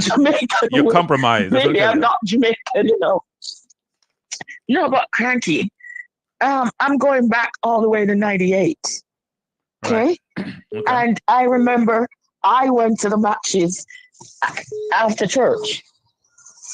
Right. Hold 1 second. So Claudine, skip church, we got matches. But anyway. I see 1 or 2 the other day, but I haven't seen any in a while. So, Claudine, on 2 program people. Claudine, never had a conversation. You call I'm on a long distance.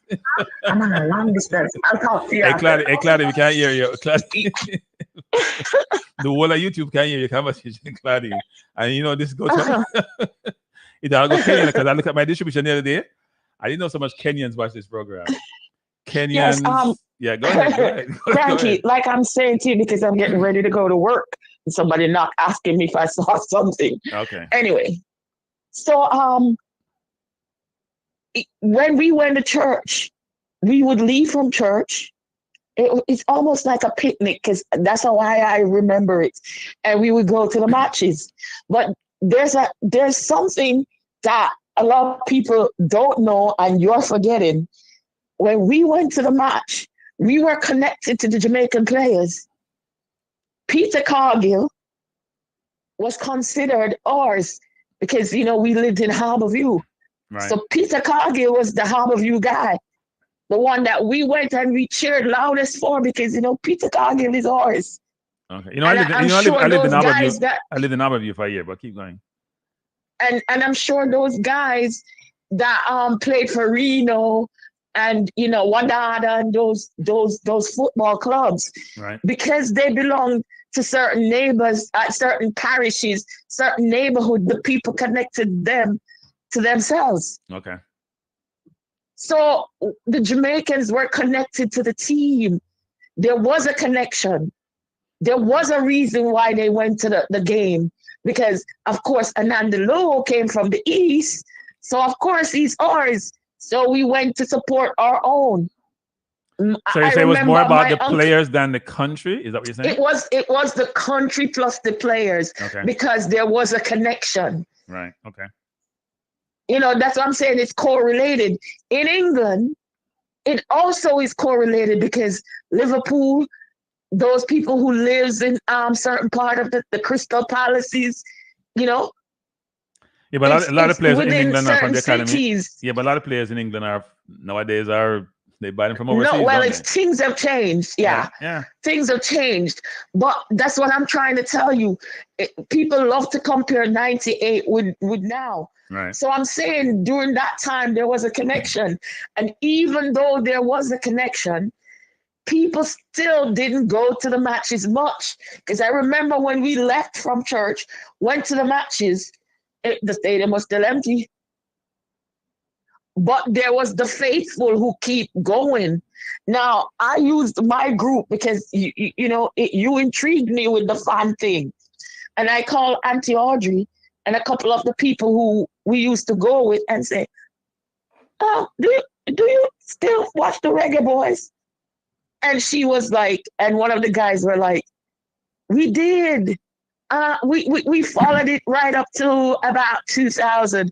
But most of us have migrated since. Yeah. We followed it till about 2000, but we got married. We have children. So I said to them, and there's the differences. Well, the kids got to go to school. We've got to make sure they got college fund, blah, blah, blah. So they lost the connection. Right. Peter Cargill no longer exists. They lost the connection. The JFF didn't do anything to keep these people interest or loyalty. They lost the connection. So that's what I'm trying to say to you. It's not black and white. There are gray areas in reason why. Remember, Jamaica is not a footballing nation. So the little connections that were there were never kept. JFF never did anything to keep these people connected to the team. There was a reason why the National Stadium is called the Office.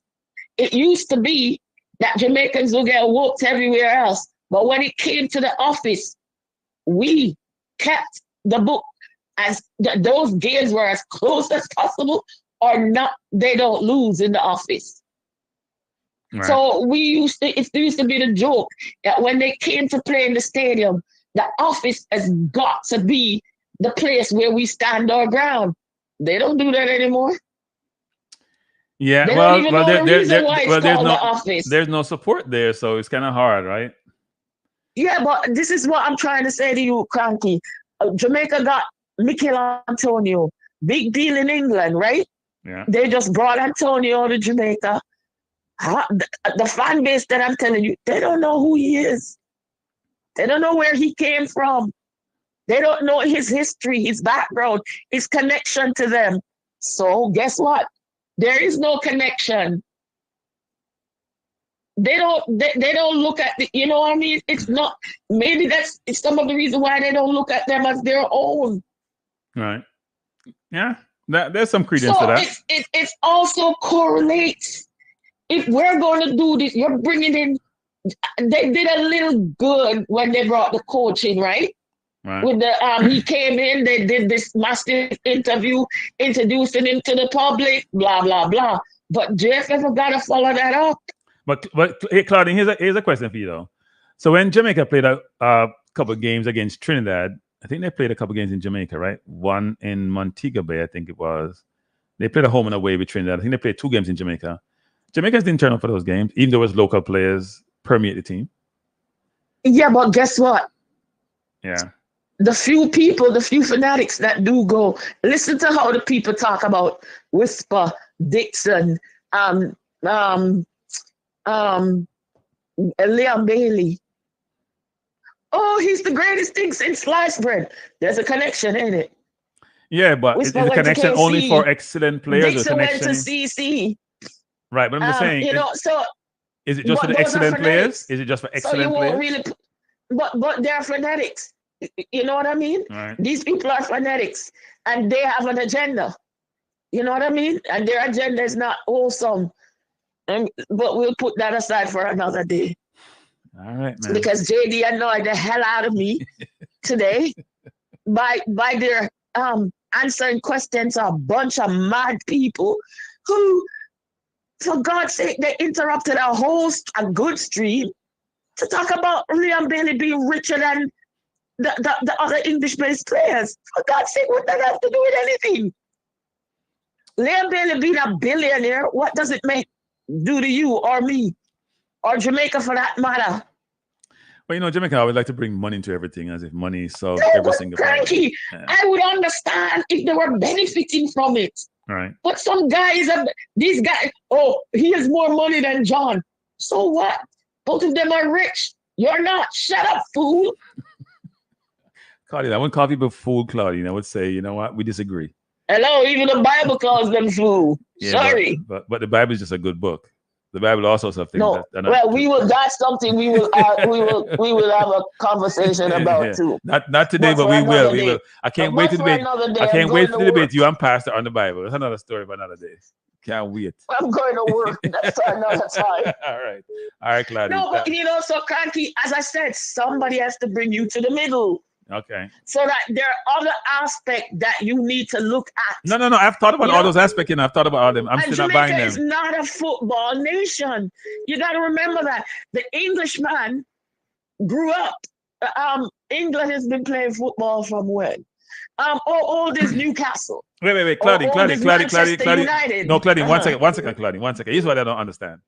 those same fans you say are not good football culture and football fans, they support Arsenal, they support Liverpool, they support Chelsea, but they're football fans.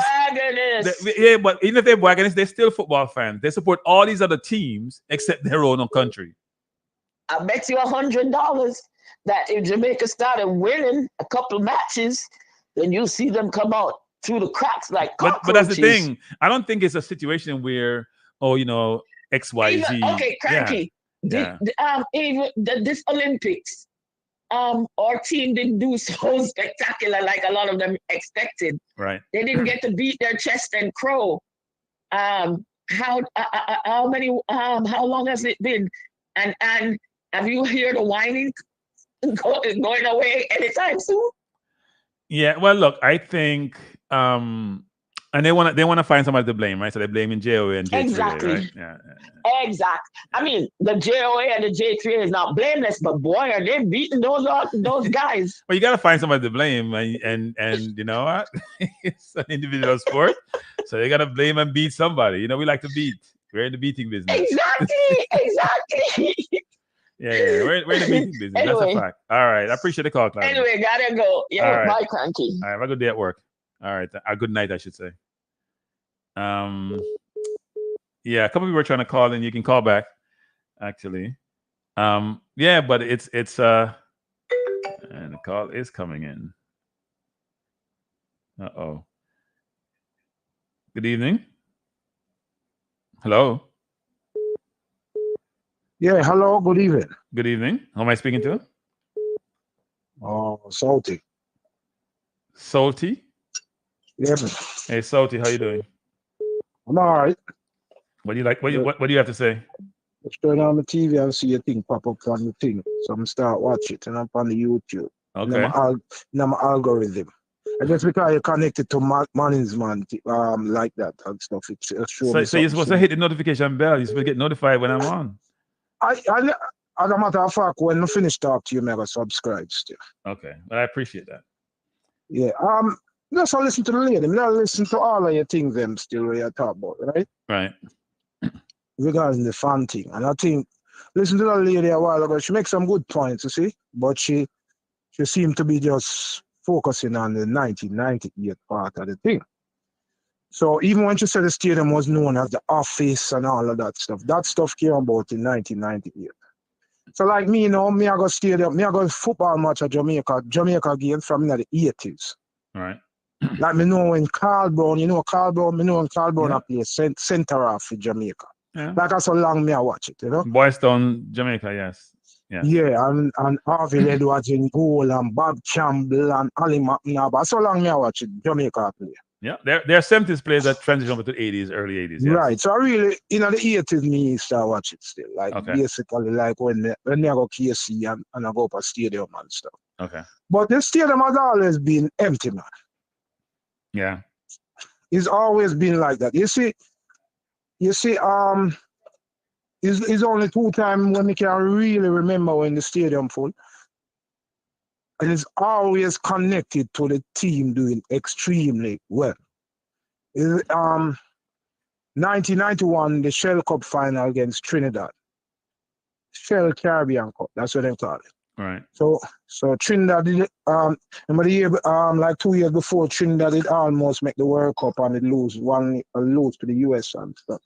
Yes, so they got beaten in Trinidad, didn't they?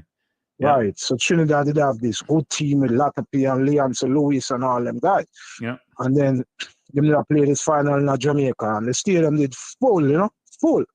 We'll go final. What do you think allowed that to happen? Was it promotion of the games? Was it vibes created? Was it because the team was doing well? What are the factors that inform that? It's always when them start winning something. Okay.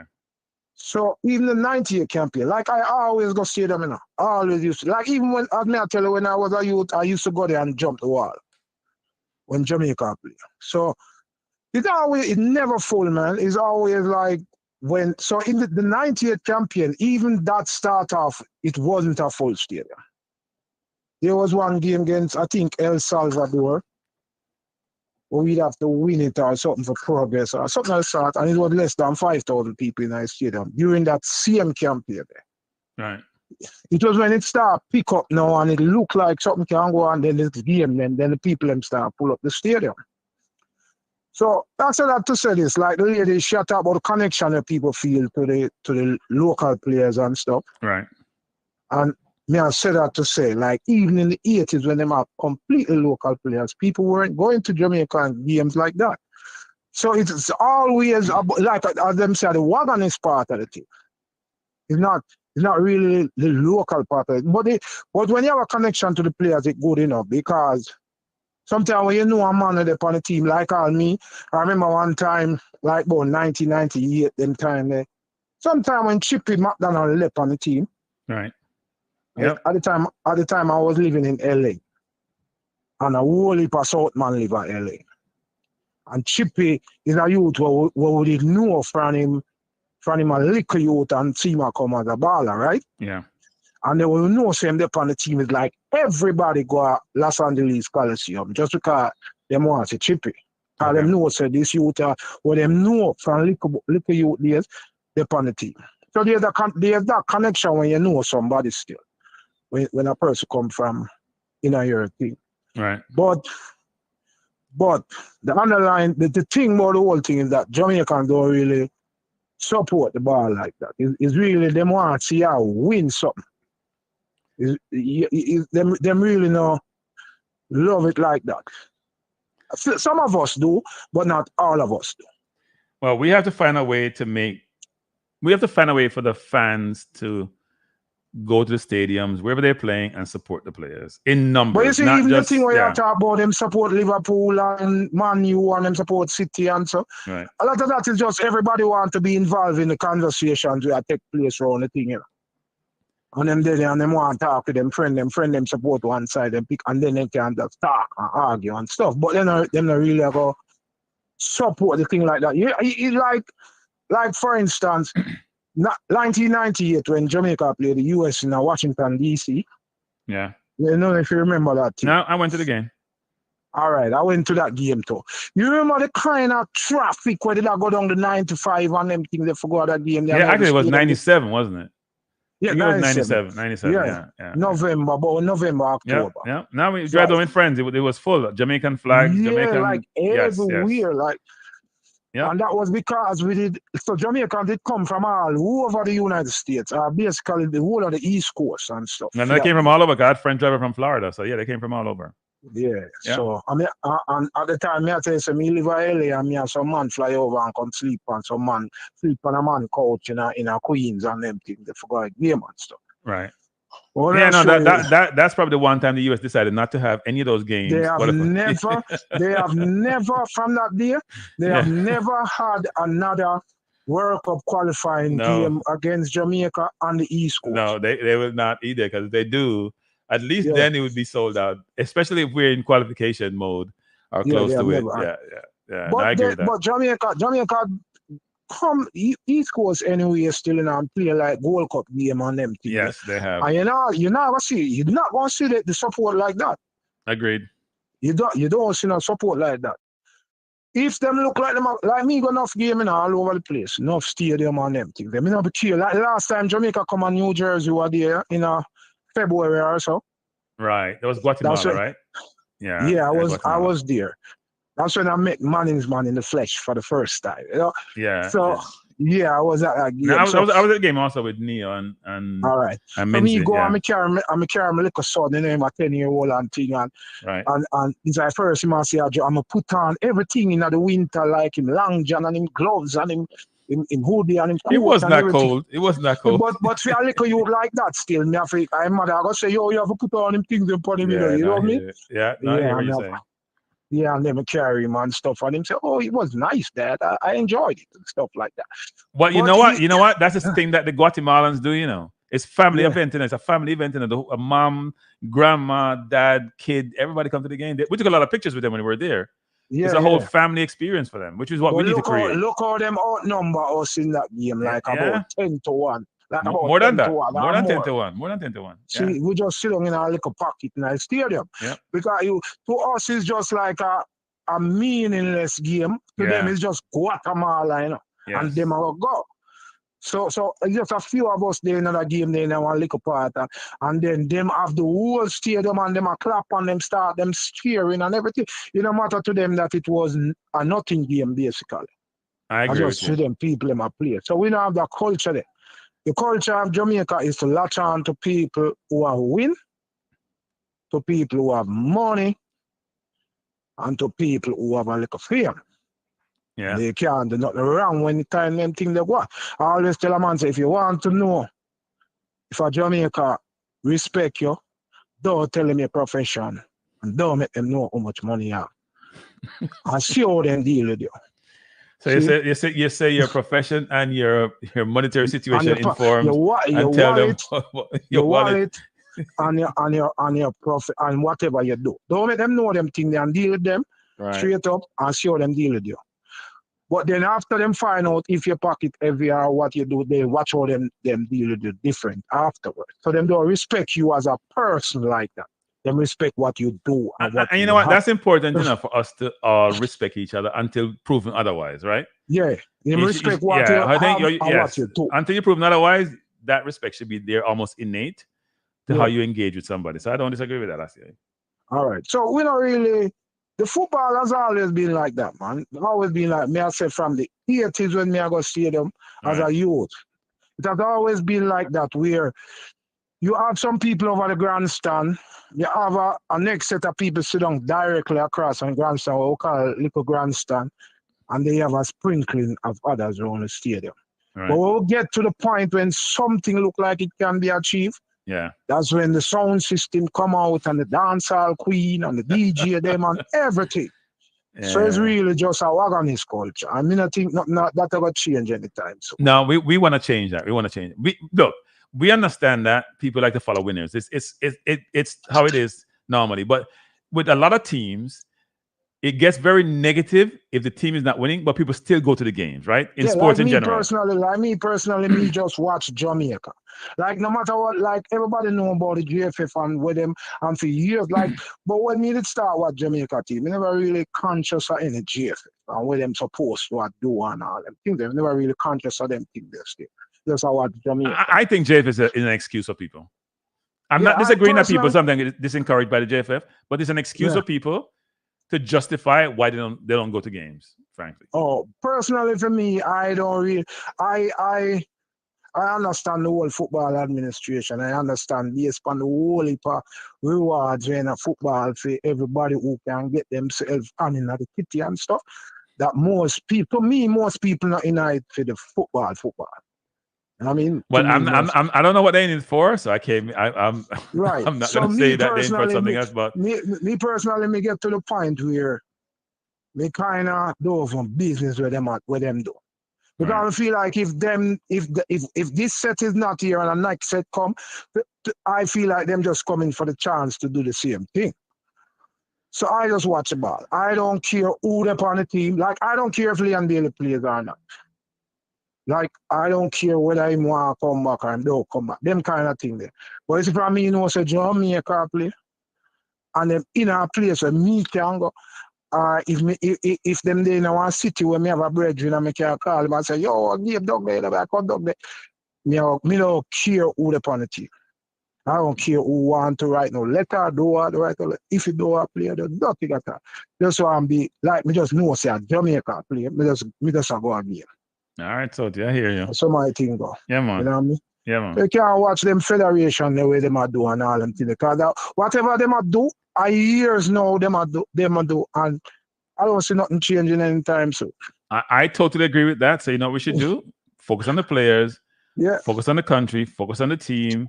If you give them the support, we will get the positive outcome, I believe.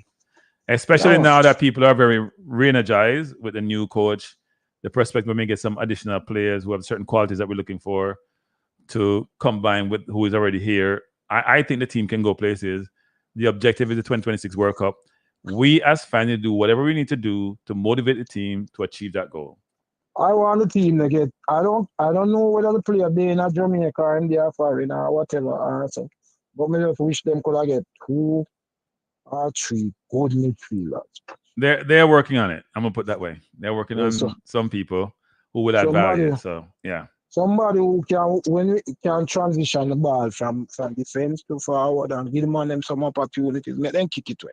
Yep. Let them kick them away. You know what I mean? Yeah, yes, totally agree with that. All right, bless up yourself. Yeah, man. Thanks for calling. Appreciate it.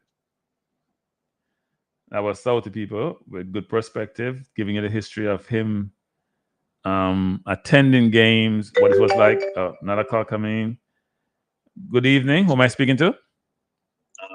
Hello? Yes. Good evening. Yeah, man. Respect. Who am I speaking to? Hello? Speaking to a man from Jamaica. My name is Carl. Carl. What do you have to say, Carl? Yeah, I just tune in for your program here and I just subscribe to it too, you know? Thanks for doing so. Appreciate it. Yeah, man. Interesting conversation. And I want to ask you a question. Yes. How long do you follow Reggae Boyz since the name Reggae Boyz? Or before the name Reggae Boyz? From the 70s. Okay, so long time. But I've been in the US a long time, so couldn't really get games that's played in Jamaica because, as somebody mentioned earlier, it's only since the mid to late 90s we start getting all those games in the US. But when I was in Jamaica, I went to games at National Stadium actually in the 70s. Yeah, I understand. As a little boy, I went to games at National Stadium. Yeah, long time. TV wasn't so privileged like now still. Yeah, exactly. Yeah, man. All right. Now I listened to the lady before this gentleman just called. Yeah. Both of them make good points. But the guy who just called, him live by LA, right? So I think he makes some good point, but I think he miss out on also some. No, I live in Jamaica. And I can tell you, I'm 54 right now, 55 next month. 86 million of money up with Trenchtown, I eat up all charges, you know? Right. And whole Casey to all jar. Really? I thought Casey always beat Trenchtown. But anyway. No, well, Casey. I thought Trenchtown was only good when Diego Diaz. I think Trenchtown was only good when Diego and Dennis. Yes, in the 70s. Yes, in the 70s. But Diego and Dennis and them play. But yeah, go ahead. 1985, the year after Bingy Blair. Oh, okay. Yeah, I played with Bingy a little bit when he comes to New York. But anyway, go ahead. Brilliant footballer, brilliant midfielder. Anyway, throughout the whole 1998 campaign, when Simoes came to Jamaica in 94, yeah, I hardly miss a match.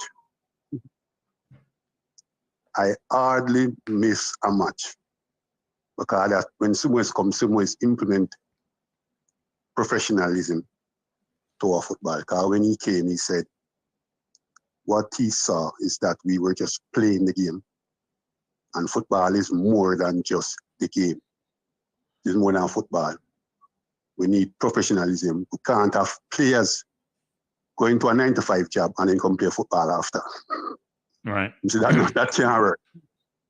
Okay. So that is when stadiums now start to build up. And it can have a view, you know, fence round and start charge and stuff like that. But anyway, moving on. We talk about stadium, filling up stadium. We did a go and go, you know, we start winning so much because teams like Guatemala and Costa Rica and, you know, Simoes used to get some games, not on FIFA dates. So when we start beat those teams, when them teams realize, even Mexico, when we trash them 2-1 at the stadium, the first time we ever beat them, Onandelo and Walter Boy scored a wicked free kick that day. Come on after the bench. Come after. That's before after him start get trouble. Before him start get trouble. We never start using Englishman them days there. Time there. Yeah. So the team is not going good. Simo is a builder thing, you know. Him create this under 23 team. And then him build a national program from that under 23 team. Remember that team there? Yeah. Mason on the left, Fabian Davis on the right.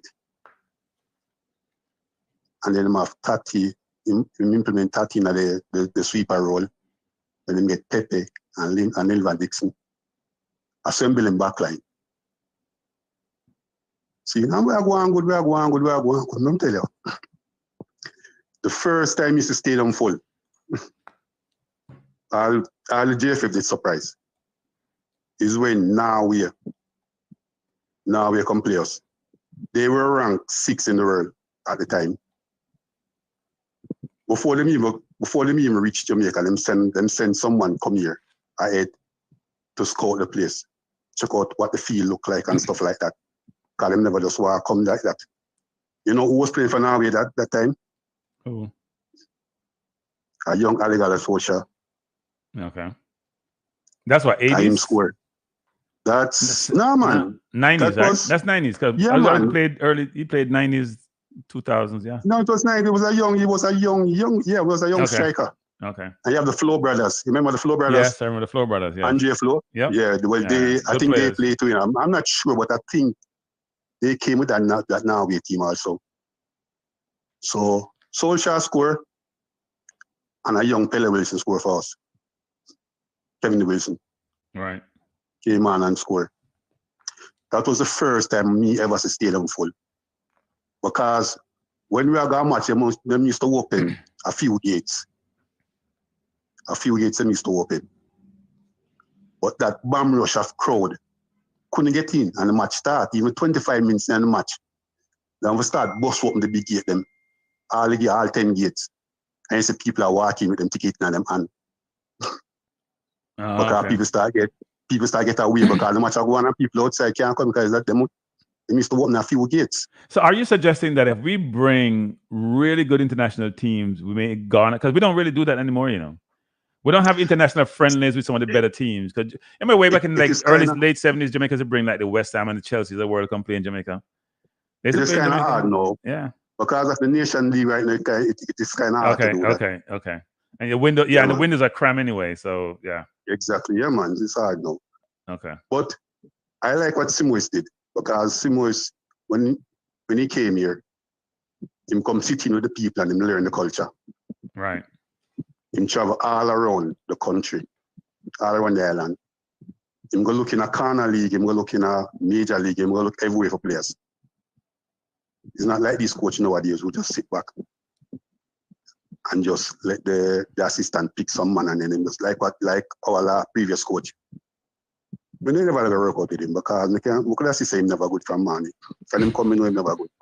Well, you know, think he get some good results. He got us to the Copa and the Nation League semi-final. You see, his approach, how he approached it is the problem I had with him.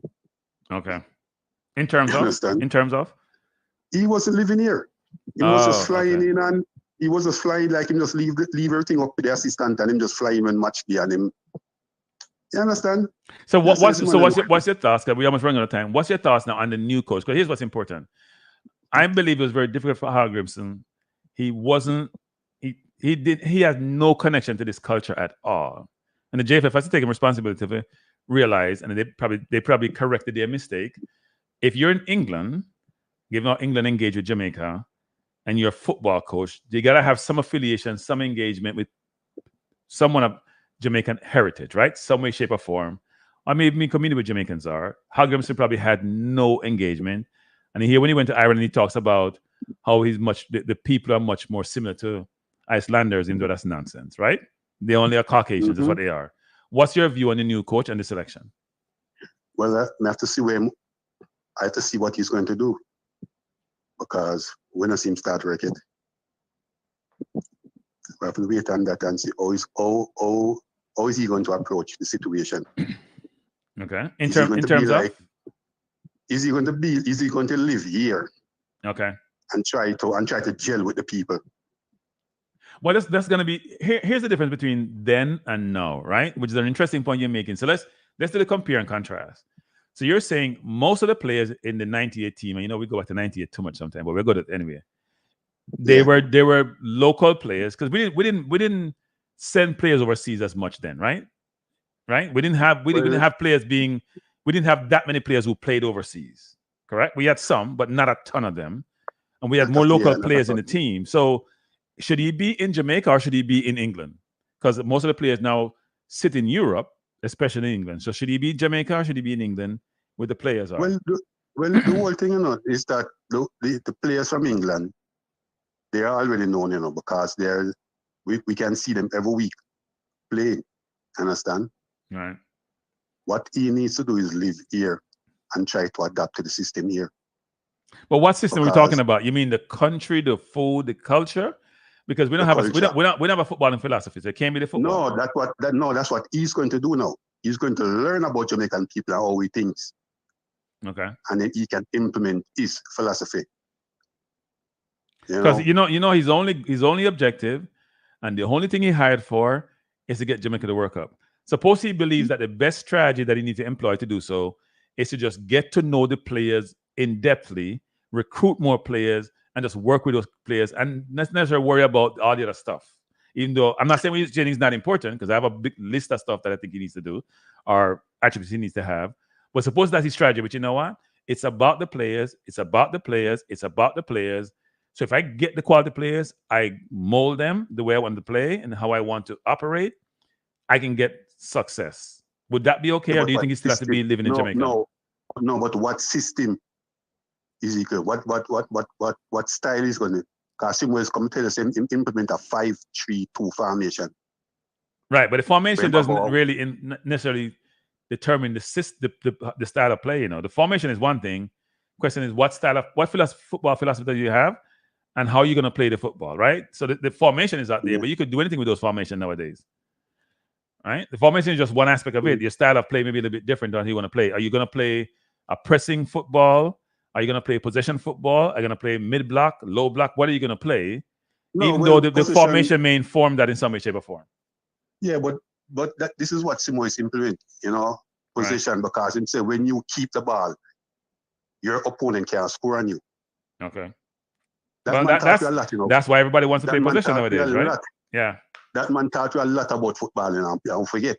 It's like we forget, It's simply, when you have the ball, your opponent cannot score. Okay. I remember the first time when I watched Jamaica start, I think we played a tournament in Canada. It was a 4-nation tournament. Trinidad didn't involve in a tournament. I think that was Sumo's first tournament. And when them started Jamaica, push the ball, bounce the ball, run and keep it. Look at the commentator them start to say, yes, this Brazilian coach is doing something. Right. Them can say him build something. So McClaren now, I am waiting to see what direction is he going to go with this. Because we can tell you, if you come with the kind of system where them have in England or in Ireland or anywhere in those first world nations, it's not going to work. See?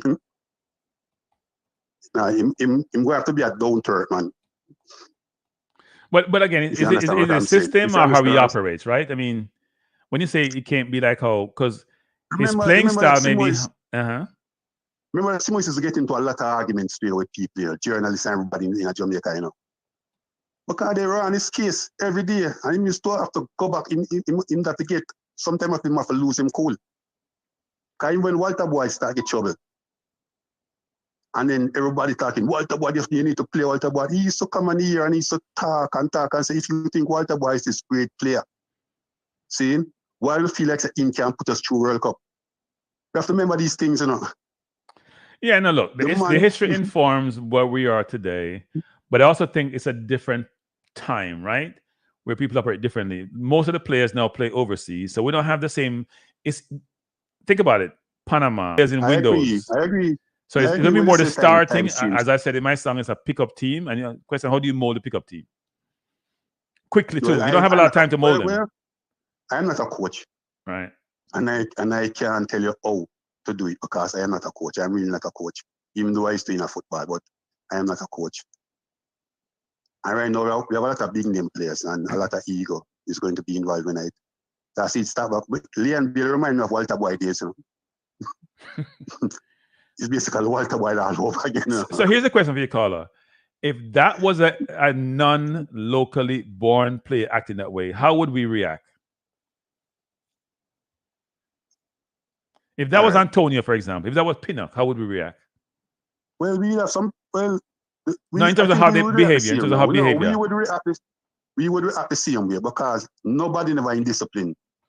Right. Different from Walter Boy and Nandel, no, but for Bailey's case, not everybody's on the point that that he should be. Marlon King. Well, Marlon King was also in discipline, brother. But not for, was he indiscipline for Jamaica or just in England. No, he was in discipline. Him himself was in discipline. But when one thing doing what with Marlon King, when him go on that field, He put the ball in the net. He put the ball in it. Yes. Him want to, and when they substitute him, him cuss and go on back and no one come off. Right. So I talk about some I tell you the different ways of all these players think nowadays. See, Leon Bale big and rich. If you want to fly first class, you can buy your blow yourself a first class ticket, Regine. Sorry for the no, I not agree with that actually. We try to be fair, which is if you want me to come play for you, then pay me fair. One more thing. Yes. Let me talk one more thing. Okay. Dean Burton. Yes. Fitzroy Simpson, Paula, they used to pay their way. First, when they just started out. Okay. They used to buy them one ticket and fly come to Jamaica, come represent Jamaica. What do you think about that? No, some players will do that, right? I know Antonio does that. Look, there's a lot that happened before Jamaica start making some money nowadays. Trust me. Before they start making some money nowadays, with get money from Copa, get money from Women's World Cup, players used to do quite a bit, including people like Antonio, right? They weren't stressed about that. And they should do it if they want to do it. We shouldn't expect them to do it because they come to play for the national team. Most national teams, unless they're really destitute, the organization support the players. They play for their plane ticket. There should be there's a contract between the players and the JFF, which basically talk about things like transportation and what distance you travel, allows you to travel in what class, right? In the airline, right? Those things are worked out. Sometimes they're not adhered to, which they should be adhered to. If a player wants to contribute to his or her travel and get more comfortable accommodation, if say it's just they want to go from business to first or economy to business, that's their prerogative, but we shouldn't expect them to pay their way. That's my view. No, you have a point, you know. I understand, you have a point. But I tell you, representing your nation is a privilege. Yeah, I would agree with that. You understand? I agree with that. When you come for play for your country, man, you come here, your country are representing a big man. You can't come on this bag of argument and you have to talk all those things and all this interview and that. Man. No, you have to do better, Brett. You have to be more professional. You understand? You're a big star. Leon Bailey a big baller, you know. Yeah, man. Leon Bailey a big baller, Bridge, you know, and there's no deny about that. Yeah. See? So your country must come first, Bridge. Represent a nation. But this thing with the player is historical, right? People seem to have not forget the history of this. Even before the player started playing for the country, there was back and forth. It's not. Some people are always talking about the player now. We gotta look about who's influencing the player.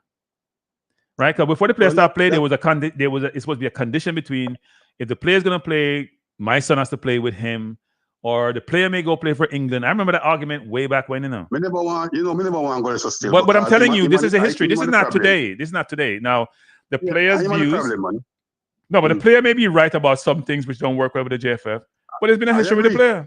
There's been a history with the player. I agree. Yeah. But you're a big man now, man. You can't think for yourself. You understand? Yeah. But sometimes the influence is there so much, and you feel an obligation to support those who are around you and bring you to where you are. So you may have the same tune, right? And if people knew the background about something that transpired, where we got to where we got to, they may have a different view. If you have some inside information, frankly, and realize that certain player miss curfew 24/7, always missing curfew, bus late, bus left them, and then that behavior. I think Hogrimson created some of these problems, frankly. Hogrimson created some of these problems. And it leaves a bad taste in the mouths of the other players when certain players get certain latitude and others don't get the same latitude. Exactly. Right? And that's why you have problems. It got to be standard, has to be the same across for all the players. Don't Messi still share room when he's out with Argentina? Yeah, but Messi's a different person, right? Messi just operate different. The Argentinians' sense of patriotism is unparalleled, frankly. If you look when we want Jamaicans to think. Yeah, but that's how we should think. That's how we should think. Because you remember when we had COVID and they told people like the keeper from Villa and Fernandez and them that they can't, they have to get the club's permission. They're like, no, we're gonna chart up and go to Argentina. You can't tell us this. We're gonna play for our country. We're gone. Bye. That's what they did. The club wanted to tell them that they can't leave. They're like, no, we're not doing that. This is Argentina. We're gonna play for. We'll think about the repercussions when we come back, but we're gone. That's patriotism. That's the Exactly. feeling and obligation to your country. And I think that's how we a lot want of our players feel boys about to their think. country. Yeah, Yeah. look at the kid from Arsenal, Ben White, playing right back, who say he didn't want to play because of conflict with the coach. A lot of people in England are saying you should never put on the national colors again. I don't care what you have with the coach. When your country call, you should play. Do I agree with that sentiment? I don't agree with that sentiment because I think if you're a problem with the coach, you can't deal with the coach. And that should be being brought out in the public domain and worked out or work out behind the scenes. But some people are saying, with influence, saying he should never put the colors on again. And we have a player who said, I'm not playing Copa. Can I take a break? Now, sometimes we put this whole mental thing in there. I don't want to address the mental thing because it could be reality. But we still play a party. So how mental is it when you're a party? Yeah, man. Just some man. Yeah. Listen, we have to just start say this is Jamaica. Right. We have an opportunity to go to the World Cup. You understand? The 3 big names already can't show gate already. Yeah. See? We supposed to I look at this now and say we supposed to tap this one first because we have the players that can do it. We have the players. Look, I agree with that. And right now, we're not tapping the zone right now in the goal difference. But I do think what we should be doing is this. Look, clean slate for everybody. That's my philosophy. We start from scratch. Everyone on board. Sponsors, fans, players, coach, administration. We should start from saying, you know what? We're going to go into the Nations League coming in September. Let's restart this whole. Let's try to do this right? Everybody do their part, and let's see where we can go from here. I think, yes, but you see, the JFF is asking for a letter from Lee and Bailey now. That's what it is, right? Yeah, they're asking for one. Yeah, because they're saying they want written evidence to say you plan to come play for the team and tell us when you're going to be doing so. So what they're saying is that last time we have a communication with you verbally, it seemed to be a miscommunication because you were included in the Copa squad and you say you weren't going to play and we misinterpreted what you said. So let's not any other misinterpretation. Right when you say you're going to come play, tell us what that entails. We have it on paper, so there's no one can misspoke or say something that, as I'm saying, Jamaica go so. So what they might try to do is protect themselves.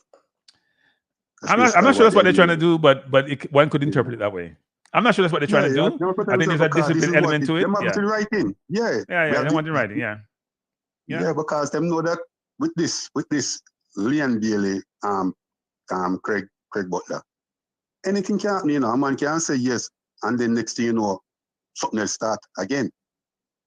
Yeah. So they want evidence to say, listen, see it on paper here. So they want to protect themselves. You understand? Leon need to chill, man. Leon and Craig need to chill. Yeah, man. This is Jamaica we are talking about breaking. Craig talk all the while, say him love him nation, and so, but him don't behave that way. Great point. Him don't behave that way. It's one thing to verbalize something. It's another way to say, does your actions speak louder than words? Right? Exactly. Yeah, actions speak louder than words. And I agree with him when I'm pressure speeding us a speech shouldn't be the technical director for the JFF because of conflict of interest. No, I agree with him.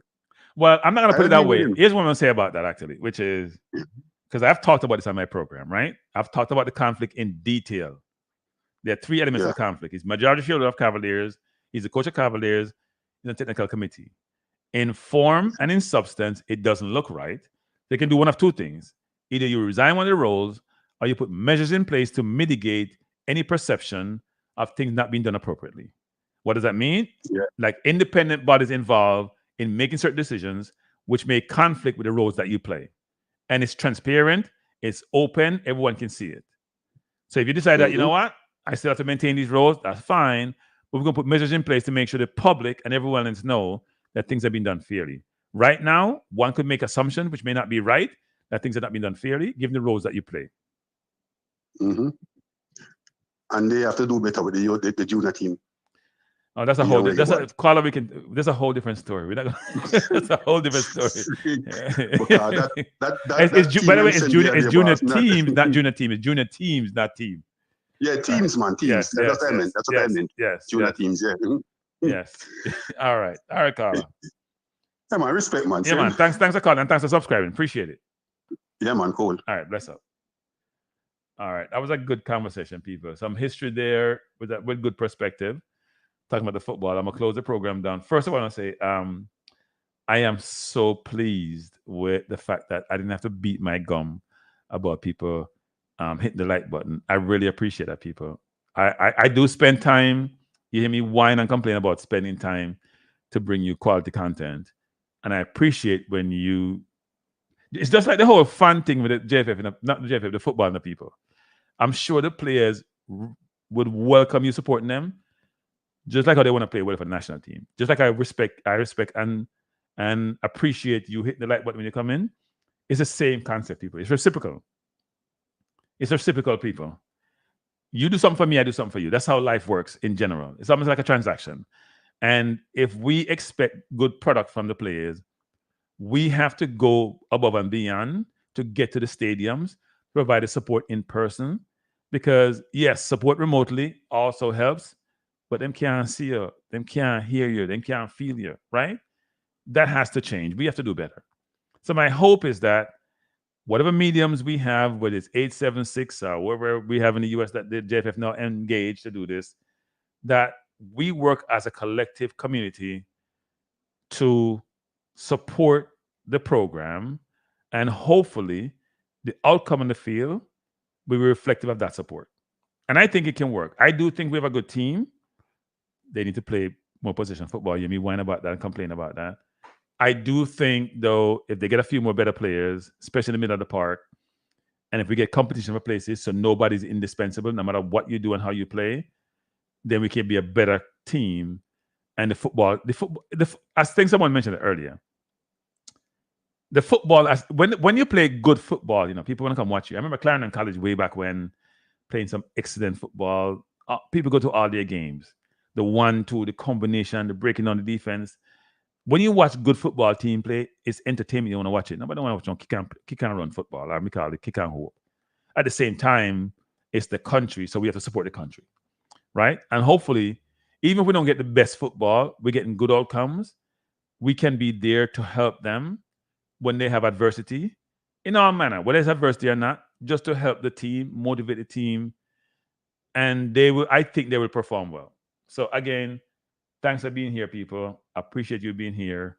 I'm gonna do a watch along Friday, which I've never done before, of Man U versus Fulham. I'm thinking about doing a watch along. I may do one Saturday for Arsenal, also against Wolves.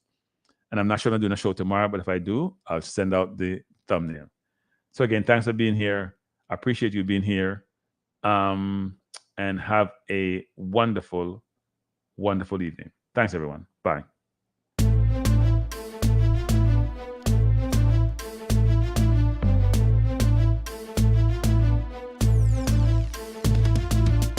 Kranky life is the best to be now. For the best sports talk, and it's free, yo. Kranky life will be your guiding light by keeping you informed both day and night. Kranky life. Till them, Kranky life, heed them, Kranky life, want them, Kranky life. From the courts to the field, we'll never lose because Kranky has the hottest news. With expert analysis, we break it down. Our in-depth coverage is best in town. Kranky life, till them, Kranky life, heed them, Kranky life, want them, Kranky life. Kranky life where the sports is spicy and where we keep the discussion lively. Kranky life, get to know the name because Kranky analysis is never lame. Kranky life, give me my Kranky life. I want my Kranky life. Must have my Kranky life. Whether it's football or track and field, you know Kranky is at the wheel. So join the journey through victory and debate and subscribe and don't miss a beat of Kranky life. Tell them, Kranky life. Heed them, Kranky life. Want them, Kranky life. If you're from England or USA, from Kingston or Bombay, from Kenya or Canada, Lagos or Havana, visit Kranky life. Tune into Kranky life. Like up Kranky life. Subscribe to Kranky life.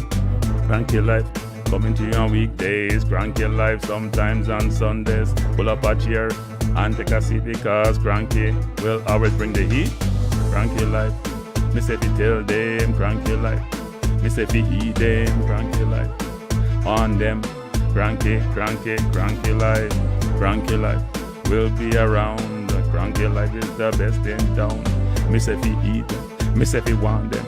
Me say fi eat them, want them, eat them, want them. Kranky life. Kranky life. Eat them, want them, eat them, want them. Kranky life. Kranky life. Eat them, want them, eat them, want them, eat them, want them. Kranky life.